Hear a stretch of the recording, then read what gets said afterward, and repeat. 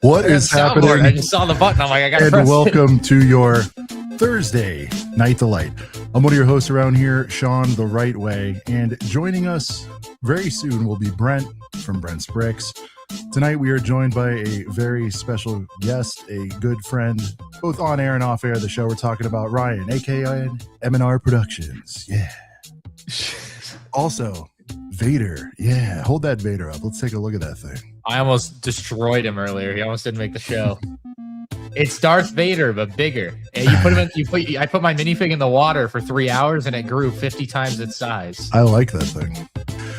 Tonight we're gonna go over the latest developments in the Salem brick trials, the BAM incident, whatever name. we want to call it. There's so many different names for it. We may have some special guests, we may not. That's why everyone tunes into ACOB, the most unpredictable Lego show of all times.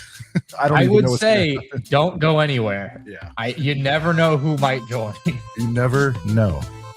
We are a couple of brickheads, and thank you guys for spending this Thursday night with us. And for those of you that are always with us, thank you for putting up with this as we take a detour from our normal hijinks. But again, we got to continue the story here. It's a big week, so it is a couple of brickheads coming to you live this Thursday, June 4th. And dude, what a whirlwind week it has been for this community, but also this little tiny channel. You know, like I said, thank goodness I've had Ryan to lean on for some of this. Like, just so much stuff going on. Everybody gotta look past the bad. You gotta look past the bad. We got a lot of flaming, and again, the ones who know us, the ones who aren't just here for the drama, they know this is exactly how we act. This is exactly how we interview people, take opportunities, all that stuff. So, you know, if you guys are here to say shills and all that, have at it. But I'm hoping to shed some light on like sort of how all this went down throughout the night as well, because I'll start with this, Ryan. Regards us, you know, most people want to just get to the meat of the story. I know. I'll just say this one time. I said it a lot in the comments. People are like, how did you get the CEO on the show? And it's the old fashioned way. You send a DM and you ask yeah. And you don't just say, yo, you want to come on my show. You know, you gotta back it up.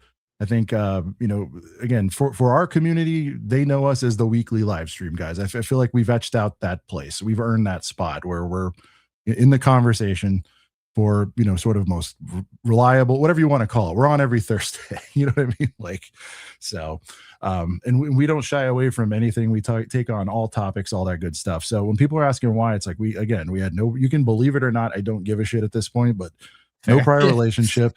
I really don't, but I'm just going to do this one time. We sent a note. We came to a couple of terms, which we disclosed on the show. They wanted to give a little presentation at the beginning, and then we got the fire away. And that's where I'll leave it. So, yeah.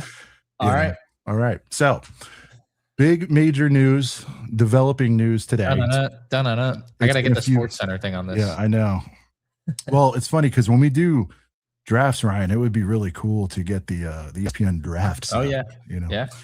Where do you want to start? Do you want to start with, I think, probably the biggest news? Well, the first one came out first. Well, let's hit this right off the bat. It's on the thumbnail. Right. Let's just do it. Let me see if I can do a little. What we've got. I'm gonna do a little zoomy zoom. But Ryan, you want to take this away high level? Yeah, they parted ways with the franchise owners Brandon Best and Joshua Johnson. Those are who I often refer to just simply as the new owners of the store. Yeah, that's a good summary. Yeah. In Ben's videos. So parting ways, I mean, obviously feels like a light, hey, we fired them, but in the nicest way possible, because I guess Bricks and Minifigs corporate wants to respect them, you know. But does it though? Is it too lightweight? Because when you read into it, I mean, it does mean something is ended there, but people have brought up other questions. They own other franchises. What happens to those? Yeah, that is a good question. I wouldn't know. I don't know enough about how a situation like this would pan out, but it sounds like franchise owners, Brandon Best and Joshua Johnson, if they are parting ways with them and not their singular franchise, that their entire involvement in the business would be kaput, done, out, over. That would be my interpretation of it as a normal human being. So who knows what's you have to, I know, but so without getting into litigation, if they do have other stores and those are sort of yoked, for lack of a better term, as well as part of this deal, because something I discovered today, I don't know if you, again, guys, we're we're drinking out of a fire hose with all this in addition to everything else we got going on in our lives, but I didn't know the status was that store, the store in question was labeled as temporarily closed. Have you ever heard that, Ryan? I saw that the other day, and that was news to me the other day, because I saw some people went back to, it might have been on Twitter or something, but they went to the location to see what it looked like. I was also shocked they put their camera up to the window. There's a lot of Lego still in the store. I thought it was empty from Ben's video. I don't think he like showed up to the window or anything, so I just kind of assumed they had cleared it out, but it wasn't cleared out. There was a bunch of stuff still in there, and it was temporarily closed. So yeah, that was definitely news to me, but they could never reopen now, no matter what. Like even if Bricks and Minifigs saves its brand, that store could never open its doors again. And so so it was permanent, and now it's like it feels like that's now permanent. But then there was ownership, stakes, relationships, kind of all over the company, it seems. And so what really is going to happen there? And everybody in these situations, especially when it's written, I feel like, Ryan, is like choosing their words wisely. Yeah, you have the time to sit, like we're on a live stream. We could say anything in the next minute and it could be bad, but on here, you write it, you send it to probably 10 people and they all read it and give critique. I imagine, right? If you're a company like this, you would run it by lawyers. I'm sure there's a million, different sets of eyes on it. So it's probably very carefully crafted.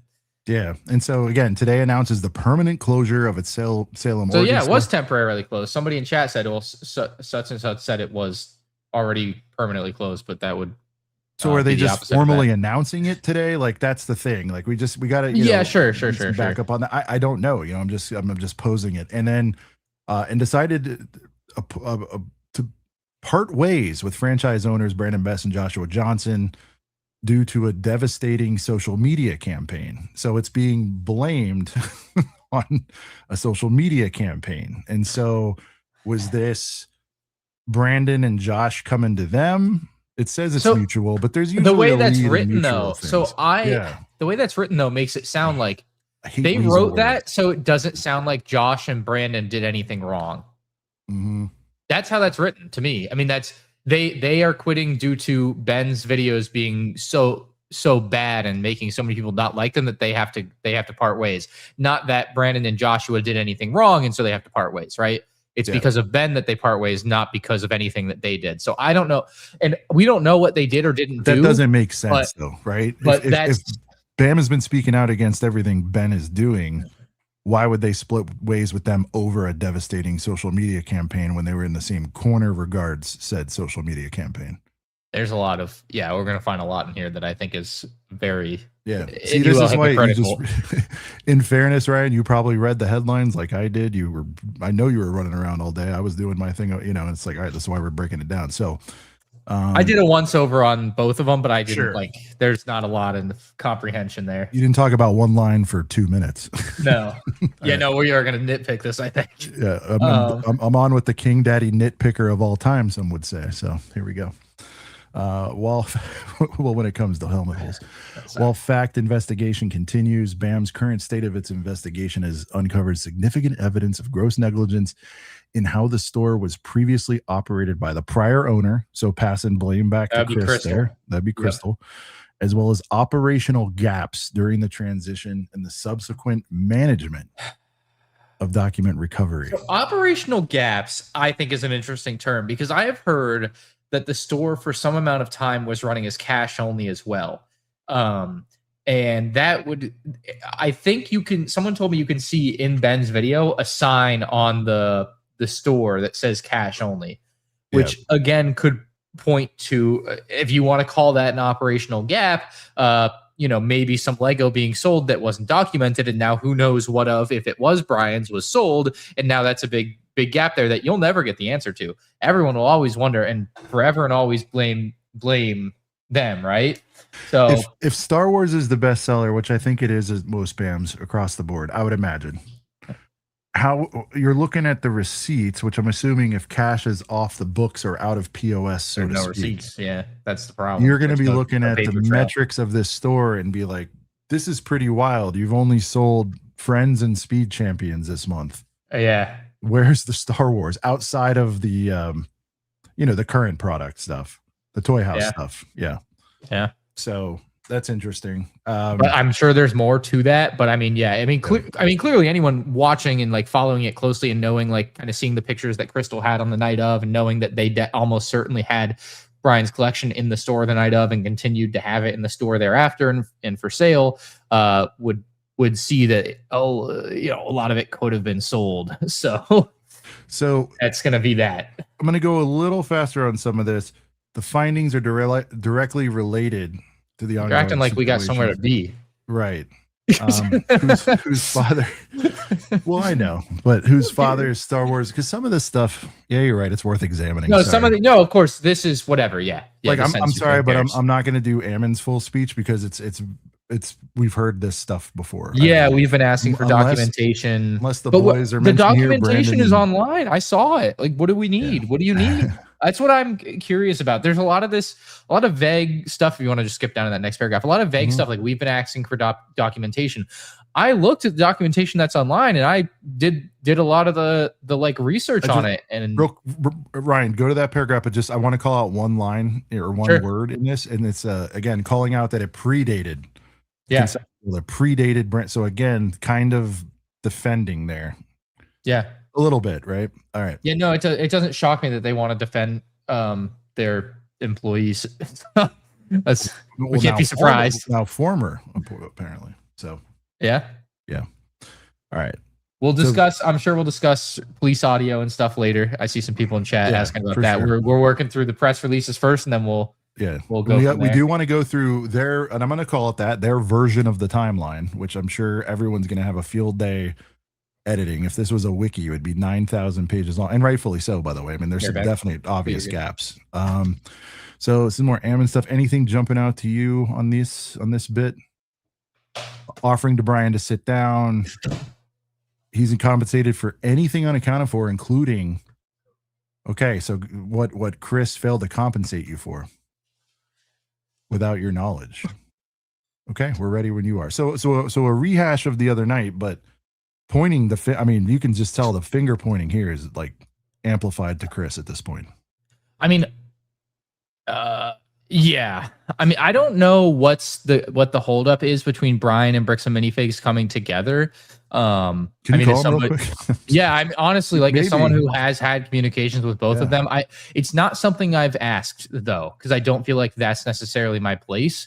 Mm-hmm. But I do remember a week ago when I talked to both of them, and they, everybody involved, like, I want to come to the table. And I was like, well, do it. Should I just like put you guys on a conference call and mediate it? But I shouldn't do that, right? So I don't know. In my head, I'm like, come on, everyone here is like, why don't we just come to the table? And now that I've done the research, I'm like, all right, well, obviously, yeah, I don't know. But I mean, we've asked, what does that look like? We've heard there can't be recordings. It's like, why not? If it's on the up and up, like, right. I get it. I get it. It's easier said than done, but it's actually really quite simple. It's like, come in with your counsel.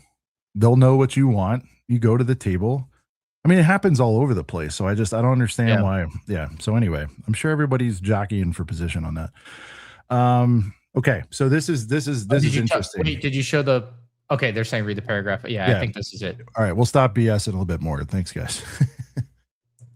Wait, did the paragraph above talk about them potentially dropping the lawsuit against Brian? Is that what I missed?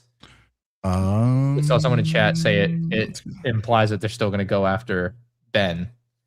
It does not. It just says you'll be compensated. There's somewhere that said that, because I do remember reading it, and I don't know if it was here. I think it's towards the end. It's towards the end of this thing, I think. Yeah. BAM has had over a year to resolve this. They had no intention until the videos came out. Certainly no intention to do it in a way that feels proper. But I mean, yeah. They made him an offer, technically, I suppose, but it wasn't a very good offer. This is the line here, though. The investigation produced new documentation that dramatically challenges the speculative social media narrative around the Mansell collection. The Mansell collection is such a funny, dude. I now available at Macy's. Yeah, I know. Okay, this is interesting. So there's 3 sets of books being managed, and again, we're going to need receipts for all this, like everybody else wants. But there are 3 sets of books being managed by the previous owner, Chris. I'm just going to say Chris. It's just faster. All with different accounts of what was sold and more reliable high-end market values for the entire collection, which is more accurately estimated at 95 to 100,000, consistent with what Brian himself stated publicly on Collecting Weekly podcast in April 2025. So you guys, careful what you say on these silly little podcasts. Yeah. No, I think there has been a lot of interesting discussion about the value of it's all over the place. The collection. It is all over the place. Yeah. I mean, Crystal in her lawsuit claims it was worth 250,000. Crystal in her original, they say below in the next paragraph, in her original Facebook post claims it's 200,000. And then on the spreadsheets, it's like 100,000. And it's somewhere in that range, was you talking about, or I read somewhere, and it was a hell of a, because I thought it and I forgot about it. These things, as you know, Ryan, as a purveyor of the Star Wars goods, these things do appreciate. So if this whole thing went down in 2020, like, you imagine if this was an Ninjago collection, what would be happening? Like you don't want Ninjago kids on you. I know, but imagine if you had like a 40K Ninjago collection, and then I see where you're going. Yes, going down. It's like, well, actually, you owe me 120,000. Like, I'm half joking here, but some of that stuff has. No, you're right. If it has appreciated, yeah. If you scroll up, it's in the middle of the last paragraph. It says, "We continue our offer to sit down with you and are prepared to discuss dropping the lawsuit against you." No, it's there. Yeah, someone pointed out where it was, so thank you. It says to discuss, and of course, I call them weasel words. They say Brian's the victim, and yet they want to sue him. Right. So this is a weasel word, because it says if they just said, we are going to, or whatever, but it's like prepared to discuss. That's the key phrase there. If I think it, well, in fairness, it would probably involve an NDA and these kind of things and whatever, and that would probably be in the package, right? Right. But which everyone would expect if you follow any sort of corporate shenanigans. So yeah, the interesting thing of that, of course, is that they would still seemingly want to continue to go after Ben, which, I mean, Ben probably did some things that are illegal. I mean, I've watched a lot of lawyers cover it, and that seems like it just is what it is there. Yeah. I mean, he certainly trespassed. We know that. Like, they said leave, and then he came back again. Like, that's, I mean, that one's clear as day to me as not a lawyer, but like, yeah. Anyway, and I don't want to speak for Ryan, but I mean, it's like I think he did some of those things knowing the risks for the greater good for the cause. Oh yeah, of course. Just to be clear, but he did. There were some lines, crossed, obviously, and he knows it, and that's why a lot of times he was like half expecting some of these outcomes. Yeah, no, he's so funny, he's a tremendous talent, no doubt. But he knew he was crossing some boundaries. One thing with that, my favorite tweet I saw about this whole thing was, Bricks and Minifigs' problem is that they can destroy Reckless Ben, but it will only make their situation worse, which is exactly why in my video a few days ago, I recommended, like, just drop it all. Just let it all go. It's one of the few things you can do that will help you get back in the right direction, because whether or not Ben is right, wrong, or otherwise, people like him and he's funny, and he's really fucking funny. Excuse my French.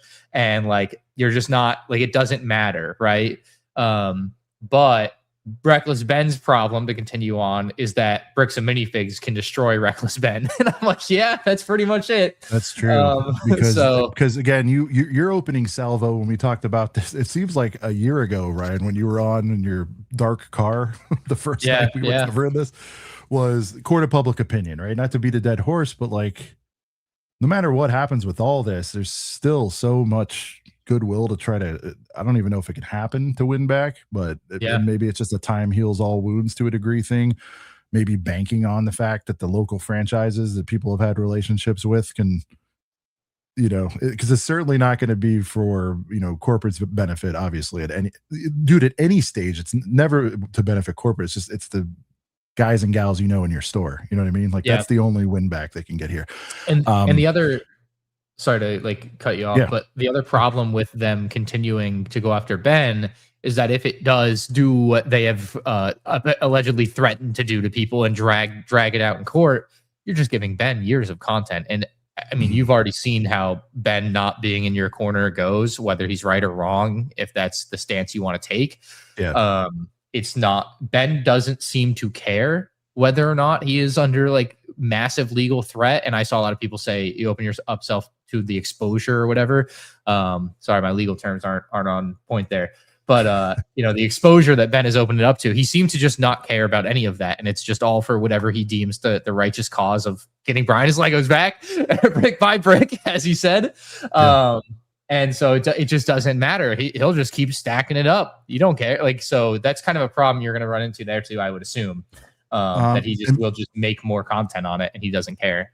And because I'm a shill for fellow gingers, we're going to take Captain Redbeard's comment here for a 5-piece saying, the only thing that can save Bam at this point is for the McNeff bros to resign. Also, I love the new Vader build, but I won't be going FPJ for it. Right? Hey, it was sold out at the Lego store last night. Everybody wants it, I guess, even though I don't think it's that good. There you go. So he's not going to pay the 99 on it, but this is a good point. And I guess the challenge is they're also for those who don't know, right? Yeah. Like, well, real quick, the first domino has fallen. So the question is, will more dominoes fall, or is this the ultimate scapegoat with Josh Johnson and Brandon Best?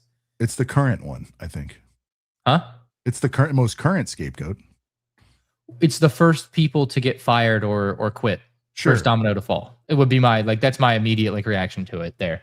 But yeah, no, I don't know what that looks like, because you were about to explain that they own it, so you should probably do that. Yeah. So the F brother, what makes it tough is this isn't publicly traded. Again, for those who don't know, there is no. Well, there could be a board of directors when it's privately owned. That does happen quite a bit. But there are no shareholders per se, in the traditional sense, right? So it's like, what do you do? I'll give you an example, extreme example. Vince McMahon was only ousted as the president of WWE. Well, no, he wouldn't have been ousted, but he went public, and by going public and selling some of his shares to TKO, who owns UFC, he was in a position to be ousted, and he got ousted. So until then, though, before he went public back in early 2000s, it's like you couldn't do anything to him because he owned it. So how do you fire, basically the Vince McMahon of BAM, who's the owner? You can't do it. Again, this is before they went public. There was no way to do it. So, I don't know. I don't know if there's this overarching agency that can force, even if you're the owner, because of wrongdoing, can they force a CEO out? Probably not. Especially if Bricks and Minifigs claims that the wrongdoing was solely on the franchisees and not them. Right? Yeah. Yeah. So 100%. That makes an even bigger problem. Like, they can look as foolish as they look and say, lie, do this and that and the other, but can you make them give up their business? Not like you couldn't make me give up M&R Productions for lying and saying Sean doesn't have red hair. I mean, almost. Maybe I'm getting a little gray. Well, I know people were saying he lied to the police. I haven't looked into that and figured that out.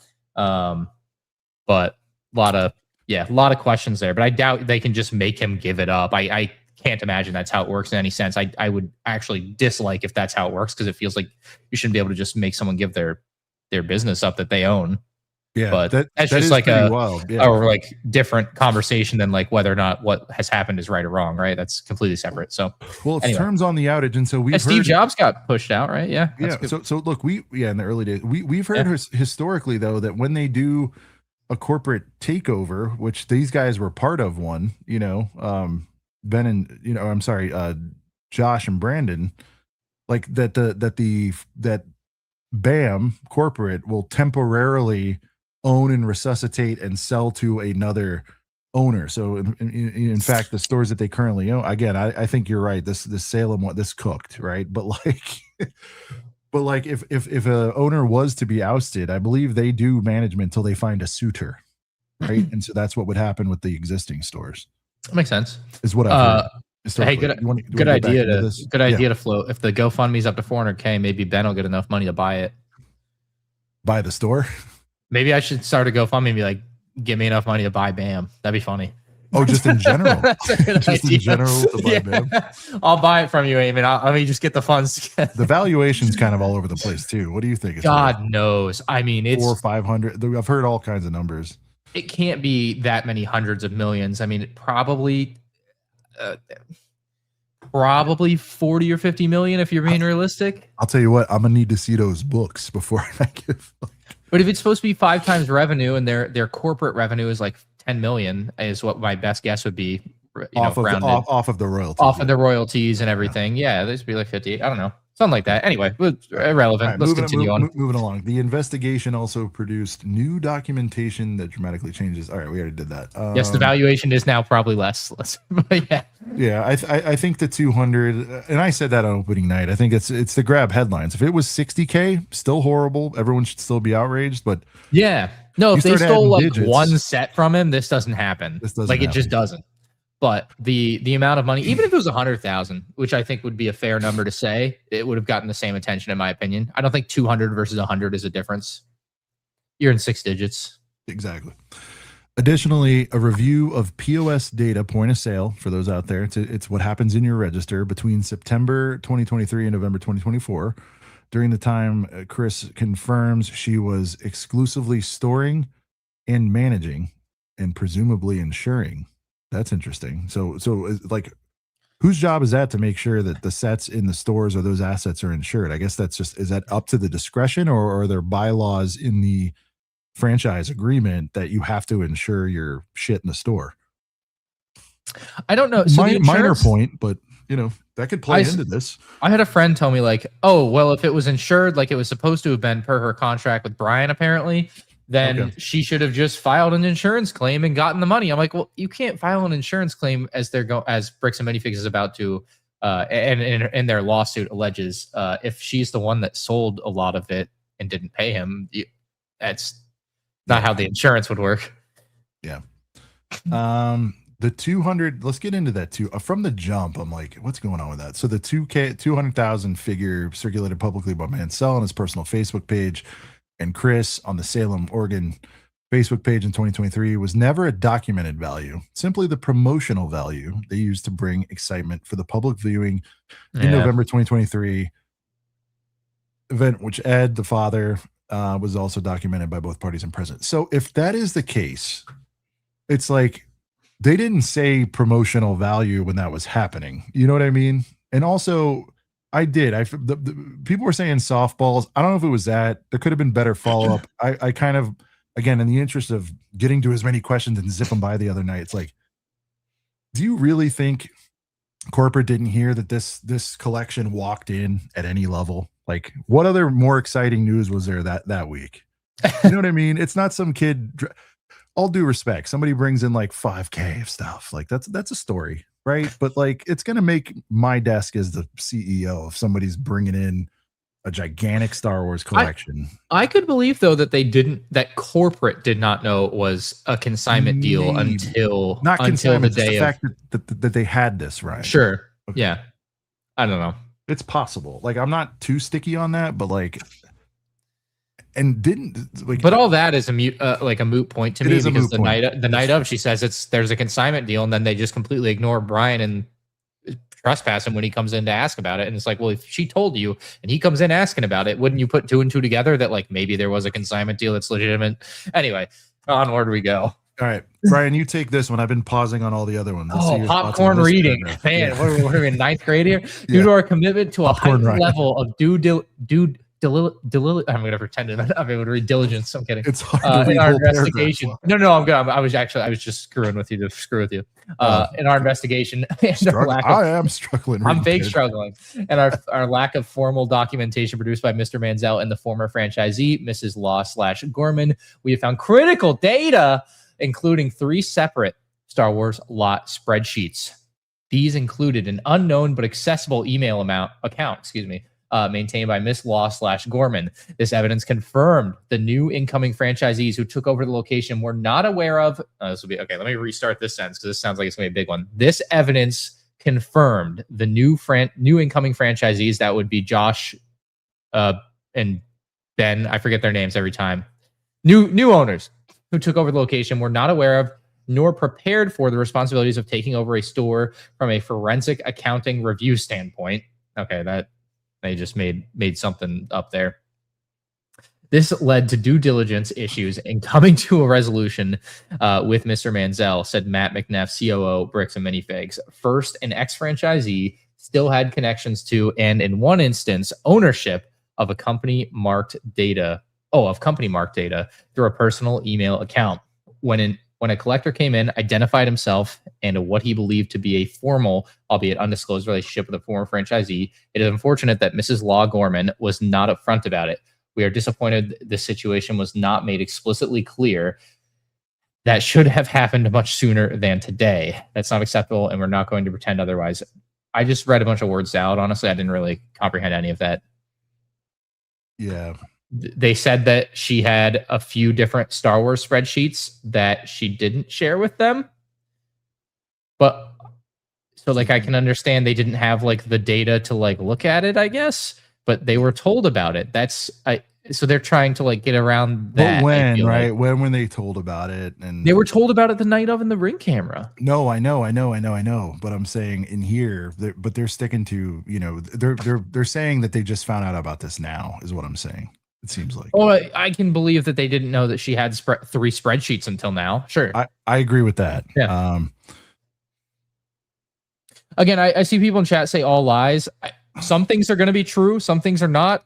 To say everything's a lie is a tough way to look at this situation. I think we gotta go line by line. I think we have to figure out what's true and what's not, and not just immediately say everything's a lie. Yeah. As easy as that is, it's much harder to find out the truth, right? Exactly. So, but yeah, you know. But this is interesting though, and it said again, it still had an ex-franchisee talking about Chris had connections to, and in one instance, ownership of company marked data through a personal email accounts, which again, like where I work or where a lot of you folks operate within is, I would think like a Google Drive, right? So apparently maybe it was like a shared access kind of thing with the folder, and so you could still like tap into corporate stuff if you share and make your personal account an authorized user, they could still get into sensitive company data.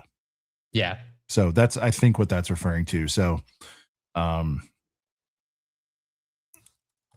formal undisclosed relationship.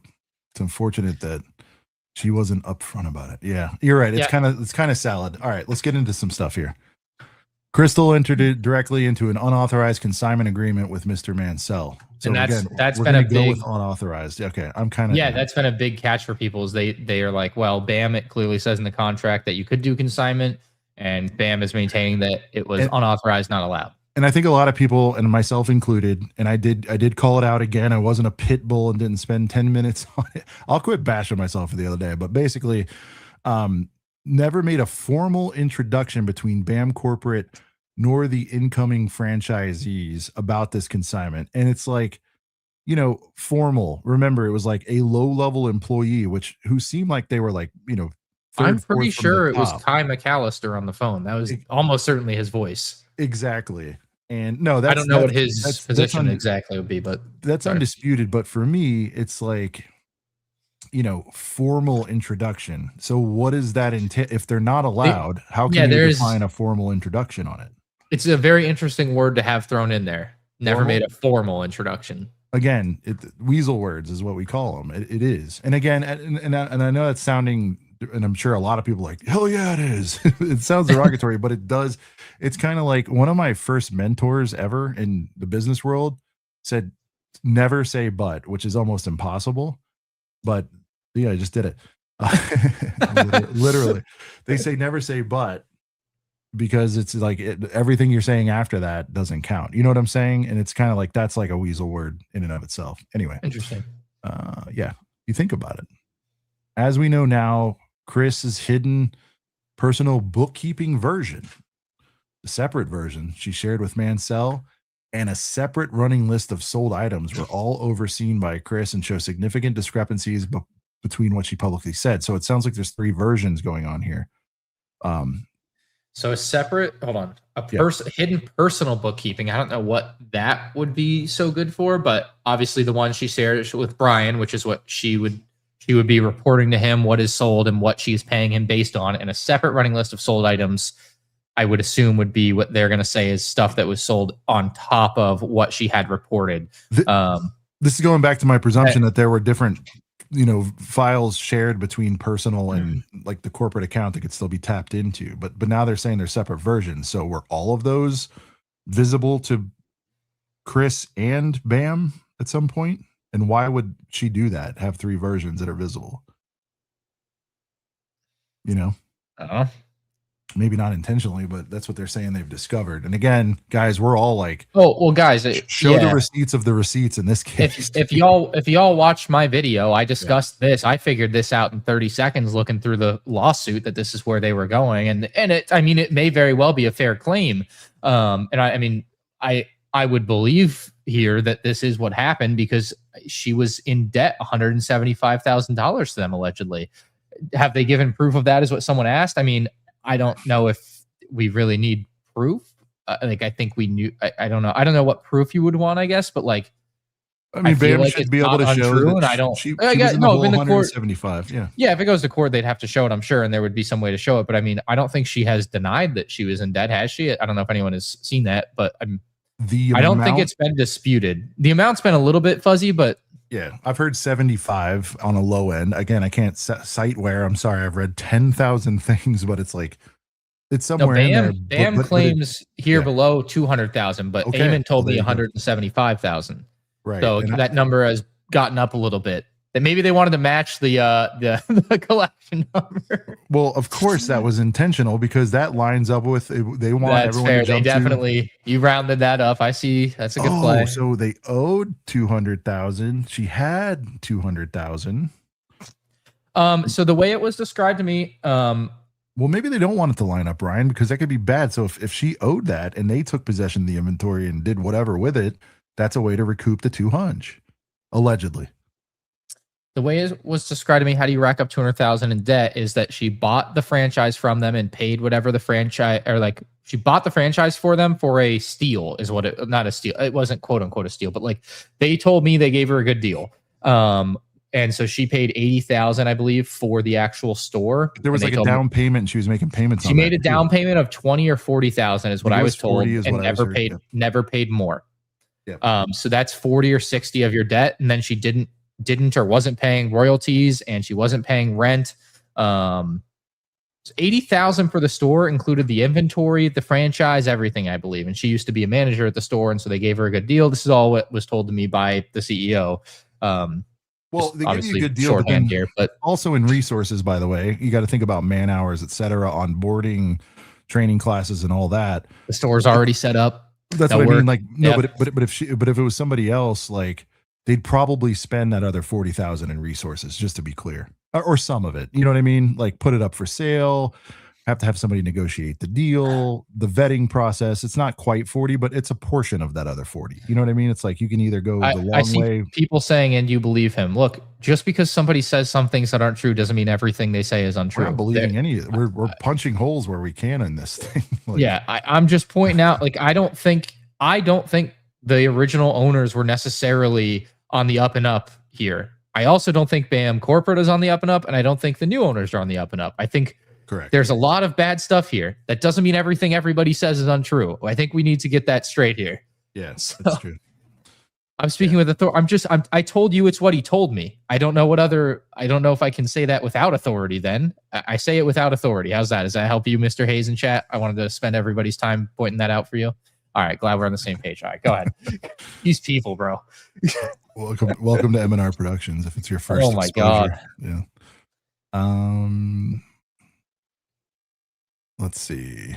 All right, we'll get to the. Let's get through this, and then we'll catch up on supers. That's good, Ryan. Yeah. We'll do a batch run, guys. Thank you so much for your patience. We're almost through this doc. All right. And again, just hitting the never authorized to enter. The authorization, I think, like, again, you want to say it's true, untrue, unless there's proof. I don't think she did get the clearance to do it, but to say they didn't know about it, I don't know about that, especially on the handover. In fact, again, it's just written in a way that's like, of course, what they said here is true. BAM Corporate never said, yes, Crystal, you can have a consignment with Brian. Mm-hmm. They never authorized it in that sense. Sure. Because if they did, there was an email, Chris would have waved that in everybody's faces. Yeah, of course. Yeah. Okay. All right. So that's So that's one of those examples where Ryan's saying, like, again, they're just trying to, like, I think they're just trying to get in more sentences that are like pro their side, of course. Sure. Very obvious. This thing could be 2-3 sentences if it wanted to be. Okay, more key details. And so this is important. I like this sentence. Put them in bullets. Bam has offered the physical inventory to Mr. Mansell multiple times, most recently in December 2025, and again, personally, by Ammon McNeff in May 2026. So the physical inventory, it's like, which one are we referring to here? Are you talking about the inventory during the changeover? Is that what we're presuming here? Yeah. So, I mean, from what I understand, there is, quote, $2,000 to $5,000 of inventory that they found that I've heard as high matches Brian's. I have, quote, 2 to 5, I believe, on my notes, but without authority, I say that. Even still, right? Even still, even if it's 8 or whatever it is, a far cry from some of these numbers. Now, what has not been made clear, as far as I'm aware, is when they took this. Because like I showed in my video, there was a lot of inventory in the store, like a really solid amount of inventory in the store 6 weeks after, allegedly 6 weeks after, in a video of the takeover, which leaves out 6 weeks of potential sales during the holiday season, including Black Friday, with the new owners in place. All of that, a lot of stuff could have been sold then, and I calculated it to be worth north of $10,000. So 2 to 5,000, 5 to 7,000. You know, I just don't see that being there. But even so, 10,000 isn't going to get Brian anywhere close to what I would believe he is owed, whether it is owed by the new owners, corporate, or the original owners. Right? Brian, no matter what, believes he's owed X amount of dollars, which could be as high as 60 to 80,000 realistically. And so coming to him with $5,000 of stuff, I would tell them to pound sand too. I can understand why he would be so upset, very rightfully so, about it. So yeah, and they have not made clear when they realized, hey, we might actually have some of his stuff and let's pull it all aside. Probably for good reason. There's probably a reason they haven't said when, because it's probably way later than it should have been. 100%. We did discuss that earlier, Ace. Yep. Hitting the personal consignment contract again. Just really hammering that home. Probably what, the third, fourth mention, if I had to guess on this. It's documented that Crystal on November 8th, 2024, formally shared with BAM Corporate that she did not intend to carry on as a franchisee due to the store's struggles and a job offer her partner, Benjamin Gordon, had received out of country. Anyone out there with a keen eye? Hold on, go back up. Or I'm going to not say everything I told you. Oh, earlier today? November 8th, 2024. If you've watched Crystal and Benjamin's video, they say that he had to leave the country for political reasons. November 8th, 2024 is when they went. Well, here it's saying a job offer. So which is it? Right. I believe they would have told them it was a job offer, but in their video, he says for political reasons. I know it says job offer. Sorry, I thought someone in chat was yeah. So I put that together and I was like, oh, okay, now it makes sense. They told them job offer, but then it was 3 days after. Yeah, that makes sense. I put it all together there. Anyway, next line. Oh, you muted? You muted. Yeah, it was just after a major political vote went down. Let's just say that. Well, it's true. I mean, you got no, I know it's. I put that together earlier today. A fact's a fact. This is a couple of the people were running hot after an election.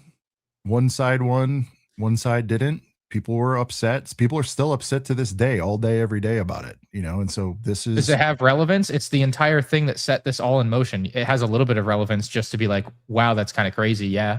Or it was at least used as the catalyst to, like, you know, decide this is when they want out for whatever reason. Yeah.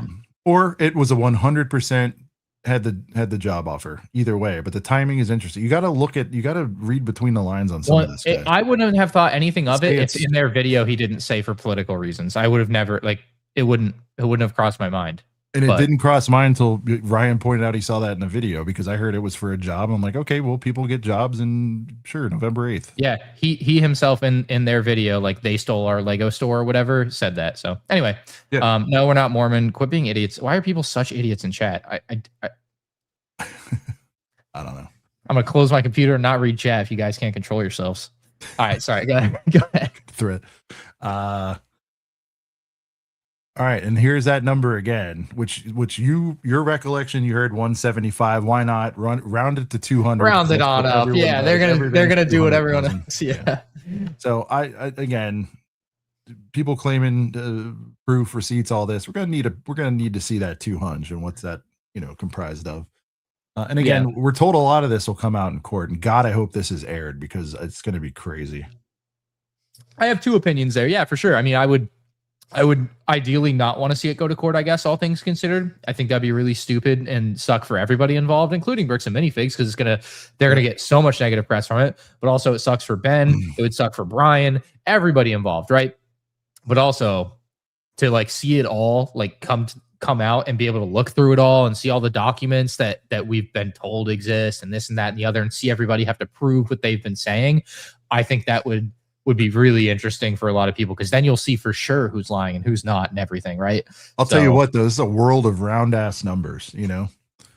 Like every number is round as shit in here for the most part. Yeah. Yeah. Well, some of it, I mean, I would imagine it's impossible to get exact amounts. Yeah. Well, I know, but GoFundMe fluctuates, right? And I get it, but like everybody's rounded way up or way down depending on to whose advantage it is, which again, like we can pick apart. But when you're talking about like facts, that's why I say like court, or even if they just do it behind the scenes, like people are going to show their cards and be like, that 65K was more like 58. You know what I mean? Like that's going to happen.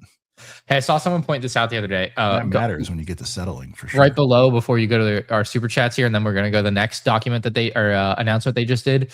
It says Bricks and Minifigs is an authorized Lego retailer, and then if you scroll down to the bottom of the page, it says Lego is a registered trademark of the Lego Group of companies, which does not sponsor, authorize, or endorse these programs.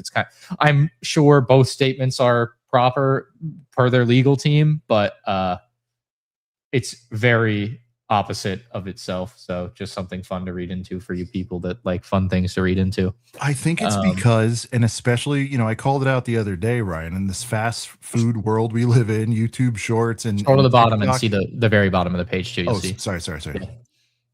But you get what I'm saying is when you read, hold on, let me go back up to this. People will just read this. It's an authorized seller and they stop there because they're like, blah, blah, blah, blah, blah. Lego is a registered trademark. What are you calling out here? Sorry. Lego is a registered trademark for the Lego Group of companies, which does not sponsor, authorize, or endorse these programs or this website.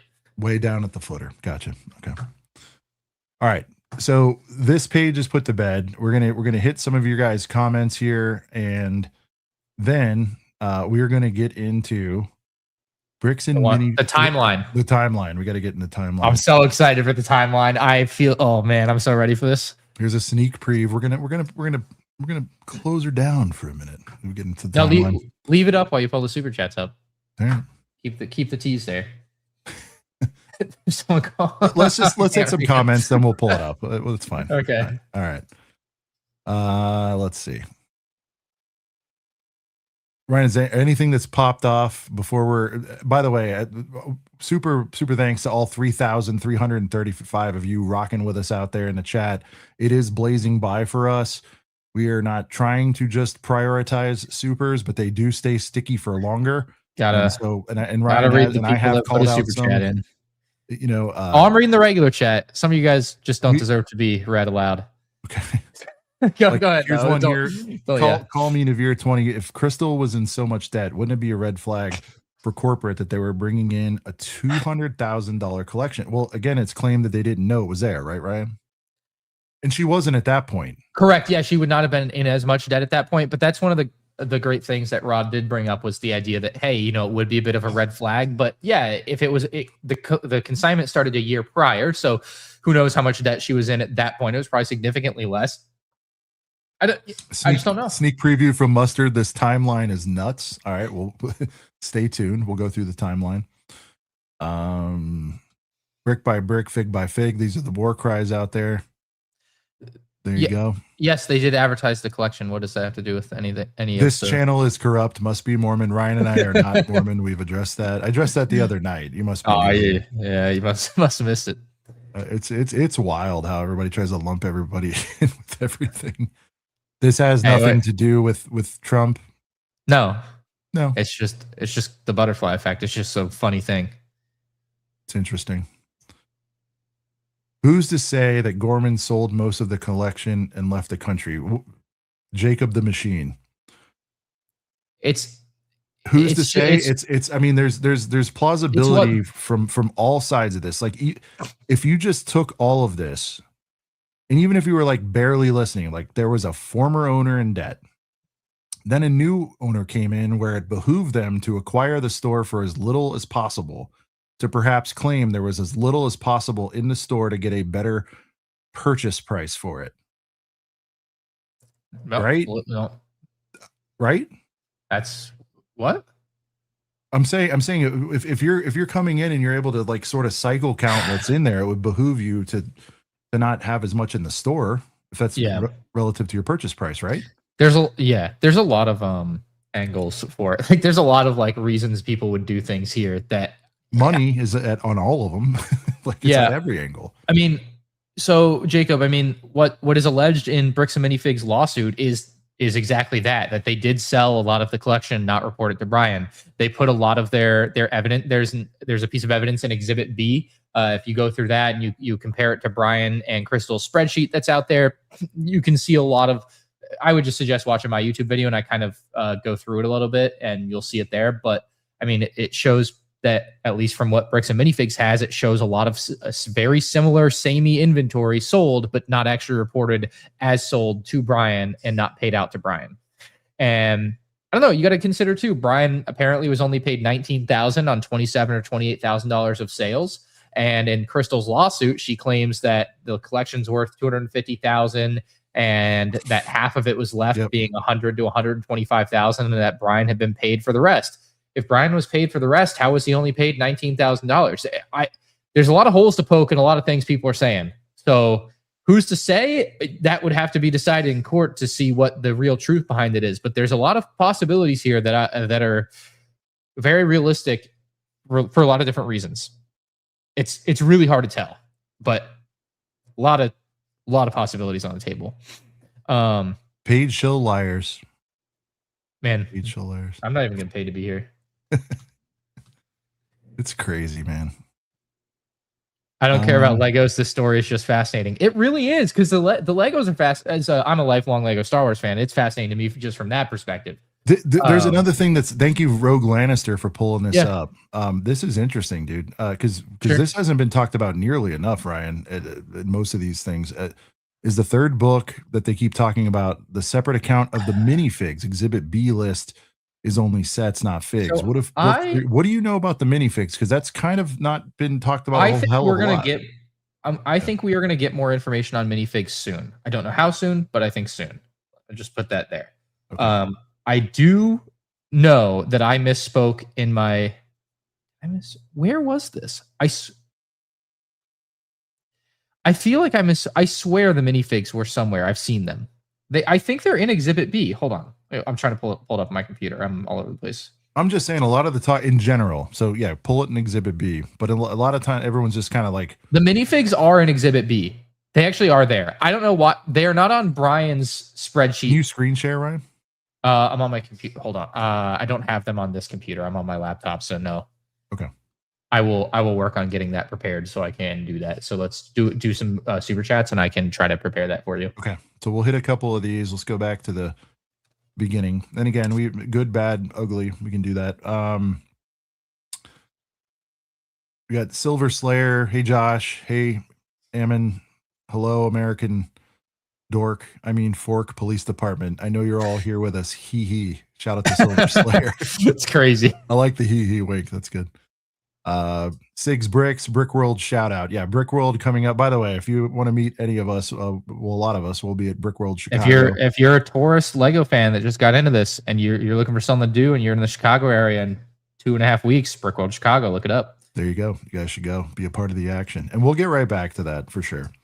And we'll get your super there, Sigs. We're not forgetting. It's just now is not a right time to bust out Droidica, I don't think. No, yeah, no.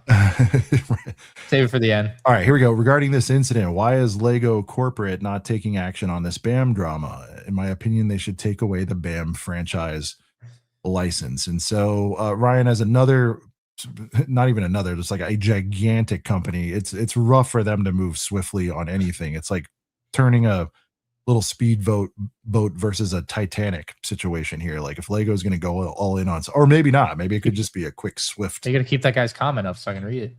But sorry, yeah, go there ahead. you go. I just read out. Even know what we're talking about. No, I got you. Oh, okay, gotcha. No, I mean I don't know. I don't think Lego will do anything. Lego obviously has a significant financial interest in Bricks and Minifigs continuing to sell Lego. It's a big account for them. Yeah. Well, corporate speak over here.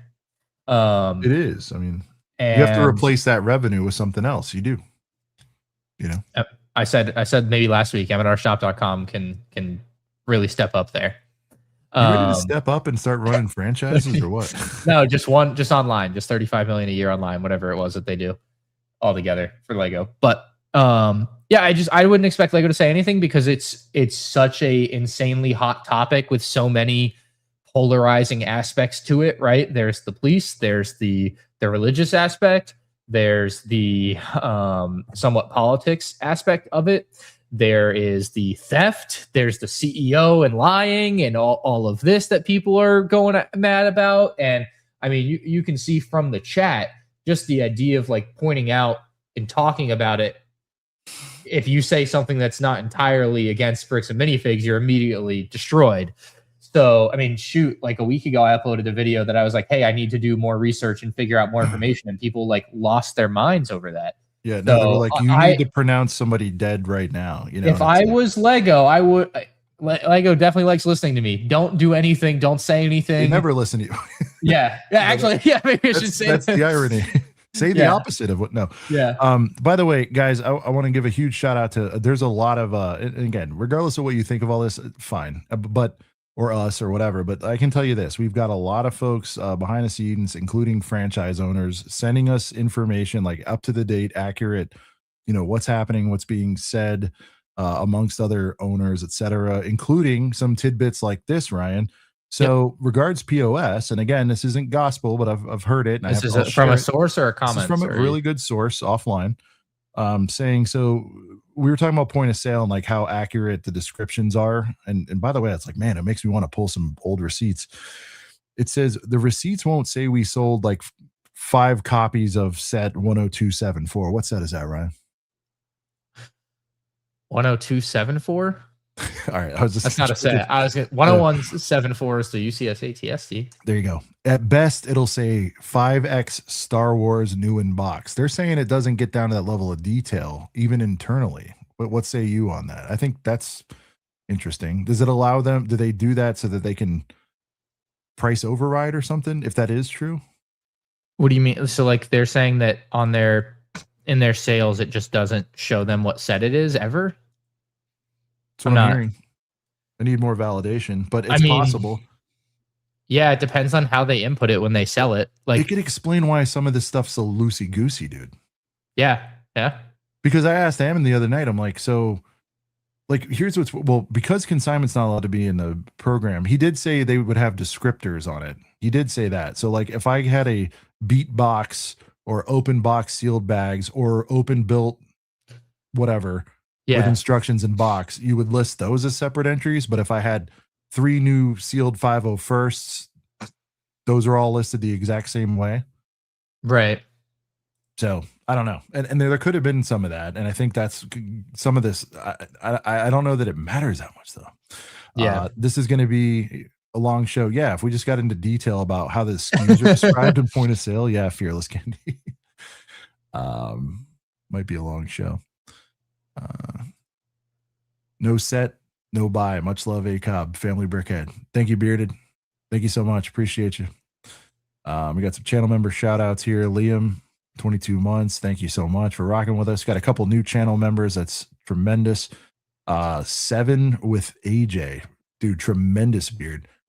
They have been completely severed. No stores, no association with BAM. Corp is waiting for Brian to reach out. Yeah, I don't know what the deal with that is, or if he's going to reach out. Or I heard that the thing paid out to him for the GoFundMe. That's what I was seeing people say earlier. I don't know how true that is. It's already been paid out. That's what I was seeing people say, but I have had no time to look into that and figure that out if that's actually the case. All right, what was I trying? What were you want me to screen share? Because I've got some stuff on this computer now, so I can screen share. I just need to know what we were trying to show and discuss. Chat, remind me, we've just covered 10 other things. It was what you were sourcing. You were citing something and you didn't have it pulled up. I don't know, chat. Help. Figs. Okay. Oh, the fig portion of Exhibit B or whatever it was. Yeah. Oh, yeah. Thank you guys. Let me go ahead and screen share this and we'll see. Yeah. Because I said one of the statement that triggered Ryan to say that was one of the things that I don't feel, and again, like for us nerds, I'm like, well, what was going on with the figs? It hasn't been talked about, a ton. So yeah, no, I'm there. Here we go. All right. Yeah. Where's this? I'm trying to make sure I can actually We'll get back to supers. Thank you, Seven with AJ. All right. Yeah, hopefully they do come to the table, man, for sure. We all want this gone, by the way. So this is Exhibit B. It is from their lawsuit. Right. Sure. I don't remember exactly what I was supposed to break down, but we'll get down to the minifigs. But I'm just going to quickly explain what this is and how it works. On the left side, we have Mansell's self-reported information, which is from a PDF that I believe originally an Excel spreadsheet, but a PDF that I have access to between him and Crystal, and it was the one that she was basing what she had paid him off of. So we have on the right here, we have the Salem store point of sales data. So this is all the stuff that's sold. So for example, the 6212 X-Wing Starfighter from 2006 here, in his thing, we've got the value, but it never sold. So there's nothing in this bar, but right above it, we had another X-Wing Starfighter that did actually sell on January 1st for XYZ amount of money. So there's that, right? And then basically, you run all the way down, it's going to be, let's say some sets are on layaway, but sold, which is, I'm not really sure. And then on the separate spreadsheet with Brian, he actually has it listed if it's sold or not. And so basically what I did is I would look at these and see it all says sold. Let's see. I'm trying to remember to be sure right now. Yeah. Yeah. So I'd look at you need to have the other PDF pulled up and you're not gonna be able to see right now. But anyway, let's get down to the minifigs. Quick blitzing around up here. Enhance. You guys can see it well enough, right? Zoom in. Am I not zoomed in enough? I'm zoomed in enough. I can zoom in a little bit more, maybe. Yeah, actually does help. So down here are the minifigs, and boy, are there a lot of minifigs. Many pages of minifigs, I believe. So let's see, what are the so it's like 8 pages of sets basically, and then the minifigs start here. Imagine having to track individual sales of battle droids. Sounds like a terrible way to do it. Holy heaters. I don't know what they had as far as minifigs go. Like, I can't just immediately sort this as like most expensive minifigs. Like, this is classic Boba Fett, not Cloud City Boba Fett, but classic Boba Fett. Let's look for some of the more expensive ones. But yeah, you can see the sales data. So these are the ones that would have been sold. And then Brian and Crystal had a spreadsheet. So if you went on that spreadsheet, you'd be able to see if Crystal actually gave credit to Brian and Brian was paid for it, or at least should have been paid for it, whatever. And so that's where you're able to go in and figure out a lot of things that Crystal may not have been paying him for if what Bricks and Minifigs is saying is true. So looks like they had a bunch of Phase 1 Captain Rexes. What's interesting here is the cost tally. So this is what Brian's dad paid for everything. So Phase 1 Captain Rex, $12, $10, $20. And then, of course, they're selling for $100 or $200. That's crazy, right? Clone Trooper Phase 1, $1. Like, getting absolute deals out there. So, I mean, this is where all the minifigs are. They're in this Exhibit B from Bricks and Minifigs' lawsuit. So there's a lot in here. And honestly, some of it is just, there's some cool stuff in here. So, 104 Force Trooper or Wolfpack Trooper, a lot in there. So, it looks like one sold for $120 on December 11th, 2023. There's just a lot of junk like that in here. So I don't really know if I was supposed to look for anything super specific in the notes here, but I don't think so. It was just calling out what the There's a lot of I brought up that the figs haven't been covered as much, as nerds for this stuff. We always heard set. So the question on this is, maybe to get more specific, is like, how did this work? Were these just all in the case, and how are they accounted for? These are the ticket IDs. So I guess this is exactly what I don't know how that. So I have a little clarity on kind of the claim I fumbled through before. Admittedly, I'm just getting some stuff real time. Apparently the point of sale was like Star Wars item, yada, you can see it right here. We're looking at it. Yeah, there you go. Star Wars lot. And so the level of detail on a lot of this stuff, and this is from people close to the situation, was not as manicured, let's say, not as complete back in the day. Since then, though, it has been cleaned up, and the SKUs are better now. So if you were to go see now, you're gonna have set numbers, stuff like that. But before, it was like Star Wars set, $120 is what I'm hearing. It used to be less mature, less whatever you want to call it. All right. So that's kind of that's that aspect of it. Nothing else crazy there. All right, let's get caught up here. We had 7 with AJ, a 2-piece for no reason from Sudoti. Thank you so much. Rex Eater, have a great rest of the evening. You too. Cops being corrupt is still somehow secondary. Yeah, look, that's a gigantic can of worms. That could be a 7-hour live stream on that. We're not saying there's nothing there. We're saying something is there, but it appears to be that there's something going on. But there appears to be. But like, if you guys want the body cam footage breakdown, which is wild, definitely go check that out. We're kind of just, again, like what we talked about, is like getting down to where's the sets and what's happening there. We are Lego fans. We are Lego fans. So we don't do we usually think corruption, Ryan. I don't want to exist. Do we think corruption? Absolutely. Oh yeah, there's so much. It's such an amazing can absolutely of worms. Police corruption. Is it the majority? No. Is there enough to where it's concerning with everything you do? Probably. There's enough. There's enough body cam footage to show like there's bad apples everywhere for sure. Them going. Yeah, I pulled him over because I wanted to scare him a little. Like, are we serious? And do those conversations happen? Absolutely. Do I have cop friends that have told me that stuff happens? Absolutely. But to go down that to me is just, it's a big part of it. And if you guys, we just want to get through this, but I promise you, I'm not swiping under the rug. It's just, that could be just a whole, that's his whole own stream. Enchilada. Yeah. We're going through the Lego stuff right now. Mostly. We just want, like, if you look at what hooked you with body cam breakdown, it's not really our stream. Saying give back the Lego when he started this. And that's what we're trying to do, either or Lego or payment. And just to be clear, Ryan and I's position overarching is let's make Brian whole.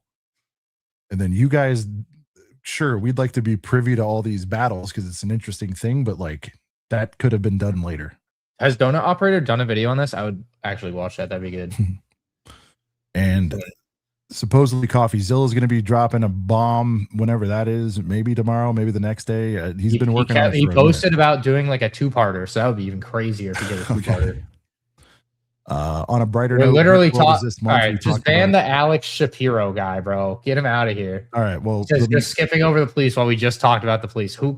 We're not skipping over the police. We said why we're not. I also said the other night that I'm not going to get into the Mormon stuff. I am not Mormon. We're just not. We're not. I'm not equipped enough to know about the culture to uneducated on Mormons. I have no idea what I'm talking about. I can't give you any input that you couldn't get better from elsewhere. Right. I don't know what you'd want from me to talk about. I'd rather use Ryan's encyclopedic brain on his knowledge of. I know Legos very well, so I can very well pick into the Lego aspect of it. Anyway, I think I've set that straight. All right. Miggy 420 again, just to read everything here. An American had to leave the country or be detained and incarcerated. So again, well, because of the date, I think is what we're talking about. What was it? Were they under threat of that? Did someone come to their door and say, that's the implication in this comment. I'm just saying that's what Miggy had to say about it. Thank you, Miggy, for the 5. Thanks, Miggy. I don't know if you've discussed this already. Do you think this will get to the point Lego might make a statement? I don't think they will. We have discussed it. I don't know if they will, but to say, Ammon, I was pretty direct, Ryan, I thought, of like, has Lego said anything to you? He goes, he hadn't said anything to me. No, he says I haven't received any formal communication, which we to know me formal means it's again either, that you're slipping an extra word in there. Yeah. To me, that screams like, hey, there has been something, but it's wouldn't be what could be defined as formal. And so yeah, maybe they sent them a text message. So is a Slack neck. So Ryan, if I was to text you like, hey, what's going on with this situation? You're like, nope. Wasn't approved by the county clerk. This is not a fish. Yeah. Like, so that's a little, weasel wordy. Keep up the great work, boys. Thank you so much, Matt Marini. Looks like you got some graduates there. Congrats. A lot of that going on right now. Jay Sparrow, good friend of the show, runs What Fig, tremendous app. I'll be going through to validate the realistic value of the original collection. And he can do that, Absolutely. I don't think that would be good, Ryan. Actually, I'm surprised you haven't done that. Somebody should go based on the list. Like, go back to the thing you're referring to. Oh, sorry. I was reading chat while you're talking. It's all good. I'm just saying Jay Sparrow with a tremendous app. He's going to go validate the realistic value of the original. So have you scanned all that in Chat GPT? I would. Yeah. Just. I think someone will have done it soon. We'll see. I don't think people should go out after BAM. My local BAM is great. I have a good relation. And by the way, guys, I'm reading these top to bottom. So if you guys think I'm cherry picking, sorry. I don't know. I got to quit doing it. It's like, guys, you either believe we're all in cahoots or we're not. Yeah. Do like a couple more here, though, and then let's get on to our next all right.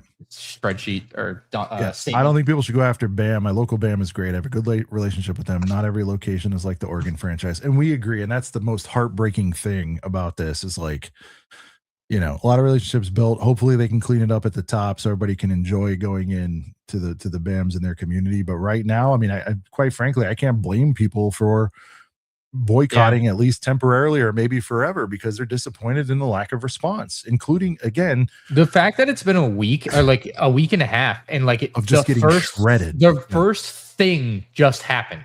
They parted ways with two people that they didn't even say did anything wrong. Like the first thing just happened after 10 days or so. Like that's wild to me. Like every day just kept passing and I was like, are we serious? And they would release these statements and then just get flamed more every time. All right. So we'll pause there. We'll get back at it.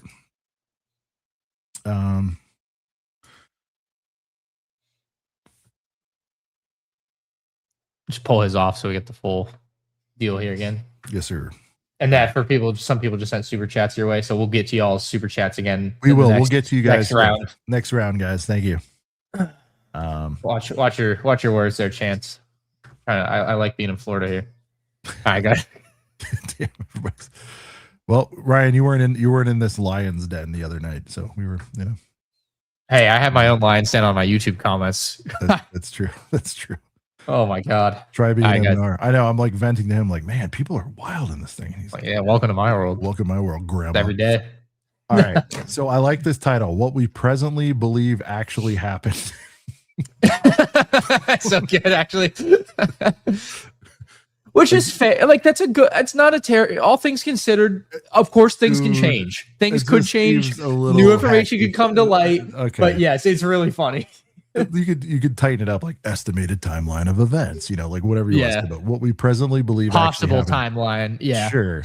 A summary timeline of Bricks and Minifigs Salem store. So deep breath. Here we go. Guys, again, we identified earlier there's a ton of stuff missing, so call it out. And again, yeah, they definitely left some stuff out of this timeline, I felt like, and I hope I remember what I felt like they left out because I thought it was really interesting. So we'll see.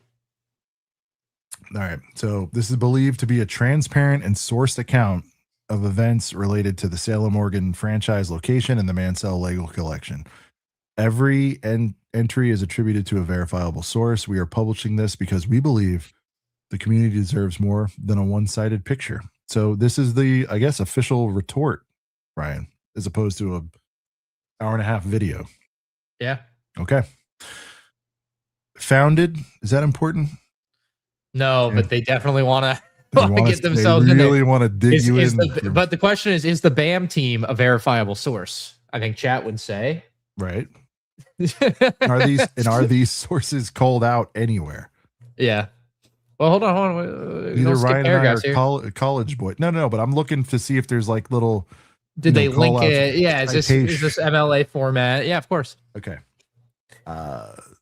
Day one, buy, sell, trade Lego. Okay. All right. So let's fast forward. 2018.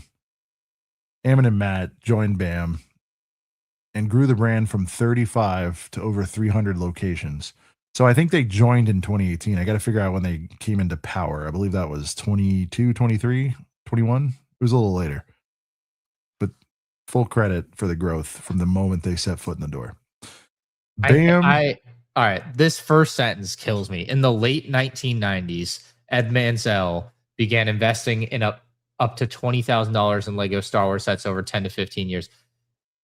There was only 1 year in the 1990s that had Lego Star Wars, and it was 1999. There is no late 1990s like it was 97, 98, 99. As a Lego Star Wars nerd, they don't know what they're talking about the way they wrote that. I'm sorry.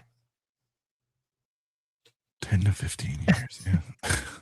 By the way, Ryan, you've alluded to it. When did the collection run up to roughly? What did dates wise? Like what 2017 maybe was kind of some of the last stuff they had. I'd have to look back at the set list really quick, but you can tell it cuts off. So well within that vintage kind of time frame. Okay. Yeah. Brian indicates the collection grew, yada yada yada. I mean, all this is just like he had a nice collection that he got together. Minifigs they're referencing, Cloud Sids, a couple other maybe. Yeah. Did he have some gold CP3POs? I wasn't there. Yeah. Okay. All right. So you're okay with that? I love this quote at the bottom. Crystal's own words published on the store's Facebook page. I told him even if we couldn't sell the collection, I would help him figure out how much it was worth because I didn't want him to get ripped off. And I think that's why he trusted me. That is the most ironic golden quote of this entire, maybe not, I don't know, but that's a pretty good quote if you believe some of the things I might believe. So pretty, But the internet was around then. Like could you not figure out what that was worth on your own or with I know. I feel like you could have done a little elbow grease to figure out what it was worth, but I understand. Like if I had to figure out what a bunch of Pokemon cards are worth, I wouldn't really know where to start other than all right. And that's why you trusted me. I guess you can't rip that too much, but it's like, now here's what's interesting is something my stepdaddy always told me. Yes. It's worth whatever people are willing to pay, right? And so when you're doing a big bulk trade-in or a consignment like this, it's like you could sell it. Everyone knows that, right? Ryan, if you were to sell off everything you had, deal with all of the super chats later, fellas. I promise. Hey, Ryan, if you sorry. Yeah, if you were to ever, which will never happen in a million years, but if you had to sell off your collection, like I'd imagine as busy a guy you are, you would just sell it all, or would you just dollar start all of it yourself? Given my position with YouTube and everything, if I was ever just going to sell my collection, I'd do it on Whatnot or something, and it would be a whole spectacle and it'd be a whole thing, right? But I can understand someone like Brian who doesn't know and doesn't want to go through all of the trouble of, it is a lot of trouble to sell a lot of Lego. It is not an easy process. It doesn't take time. It doesn't not take knowledge. It doesn't not take, there are costs associated. How do you get all of the shipping material? There's a lot of, everyone wants it to be simple, but it's not. So yeah, bringing it to a store like Bricks and Minifigs would make a lot of sense to just be like, here it all is in one go. Now it's not my problem, right? Saves you a lot of time and effort. Obviously, you don't make as much money, but that's, of course, the trade-off. By the way, we answered the question here. Here's the sources. It's Collectors Weekly Podcast, April 16th, 2025. Man, maybe ACOB will show up in one of these things one day. Hold up. Yeah, you should join one of theirs. So yeah, that's a good source there. Well, I mean, it should be verifiable. Where is this podcast? Is this podcast on YouTube? It's on YouTube. Yeah. Okay. Yeah. I haven't gone down the rabbit hole yet. I'm gonna here we go again. I love this headline on this next category. An unauthorized consignment agreement is made. It's like chapters in a book. Crystal and Brian entered to consignment, never authorized. I'm just trying to see. I just don't want to do super redundant land here. Yeah, same old. Okay. They use unauthorized a dozen times in the sentence. Eagle-eyes, if you catch something, call it out. We'll bring it back. But I feel like, and we did hear this part. This just worth mentioning, Ryan, the test run, which I think you alluded to. You covered in your video, I believe, right? Like she started by just doing like 40 sets. Just maybe I don't know if I did or didn't, but But people have, right? There was this test run. There was this demo and a proof of concept, whatever you want to call it. 40 sets. They took it to a Comic-Con. It must have done fucking gangbusters. She's like all in. I mean, it's good stuff. Yeah, I mean, bring it in. Yeah, it's all heaters.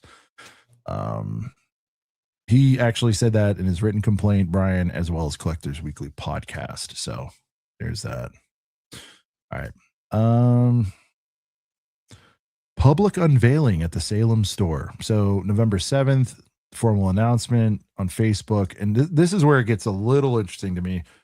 Public display of the Mansell collection. Was it labeled like that? I really like this. The ring of that. Yeah. November 11th, 12th. Open to journalists and the public. The post used the $200,000 promotional figure and Crystal's corporate email address at the store as the press contact. It's also confirmed. Do you notice what's happening there? That's the I see where they're going.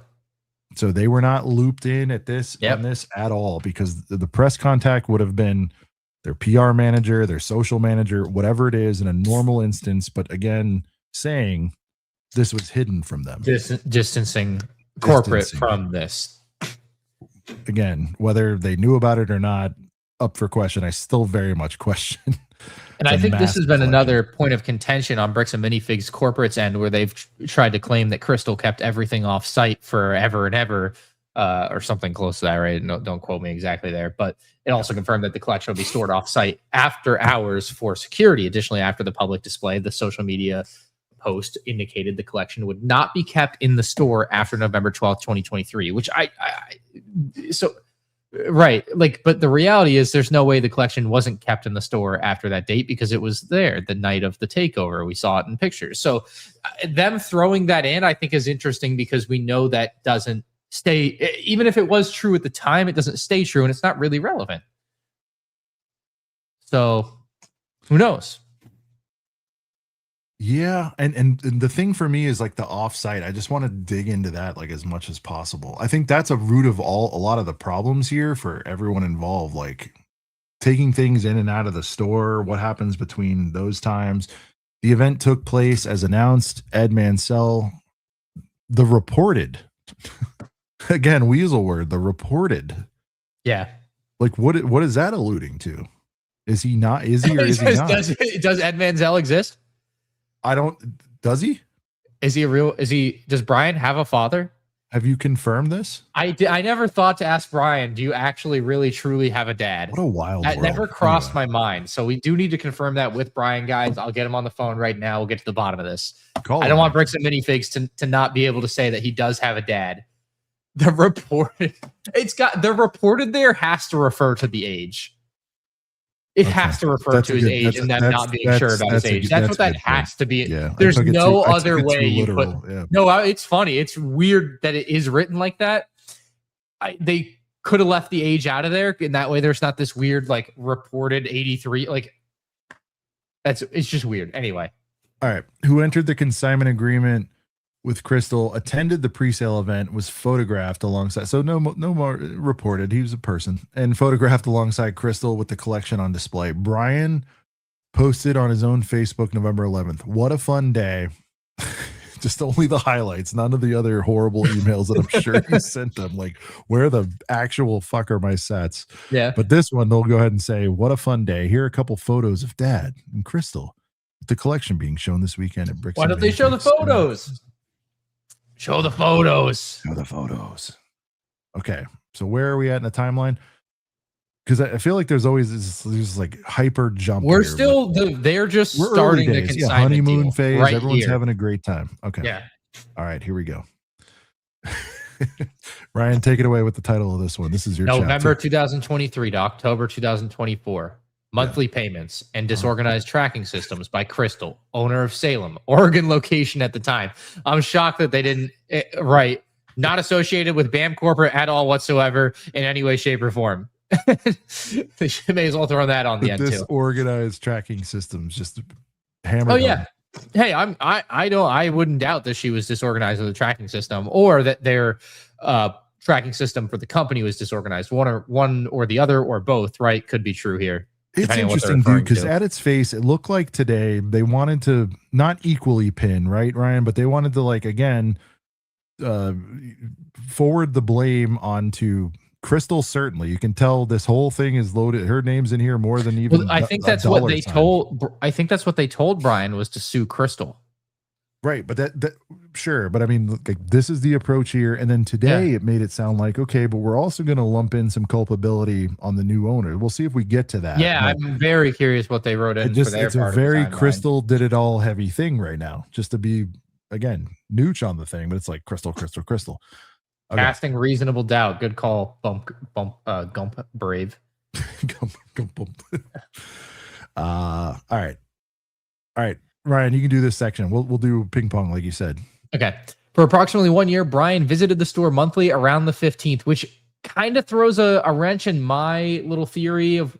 I still think, but you've talked anyway. to him, right? Are you able to disclose like anything about your interaction about this? In what regard? Oh, I don't remember what day he said he collected money. If he told me that, right? But why not? Have you watched it all?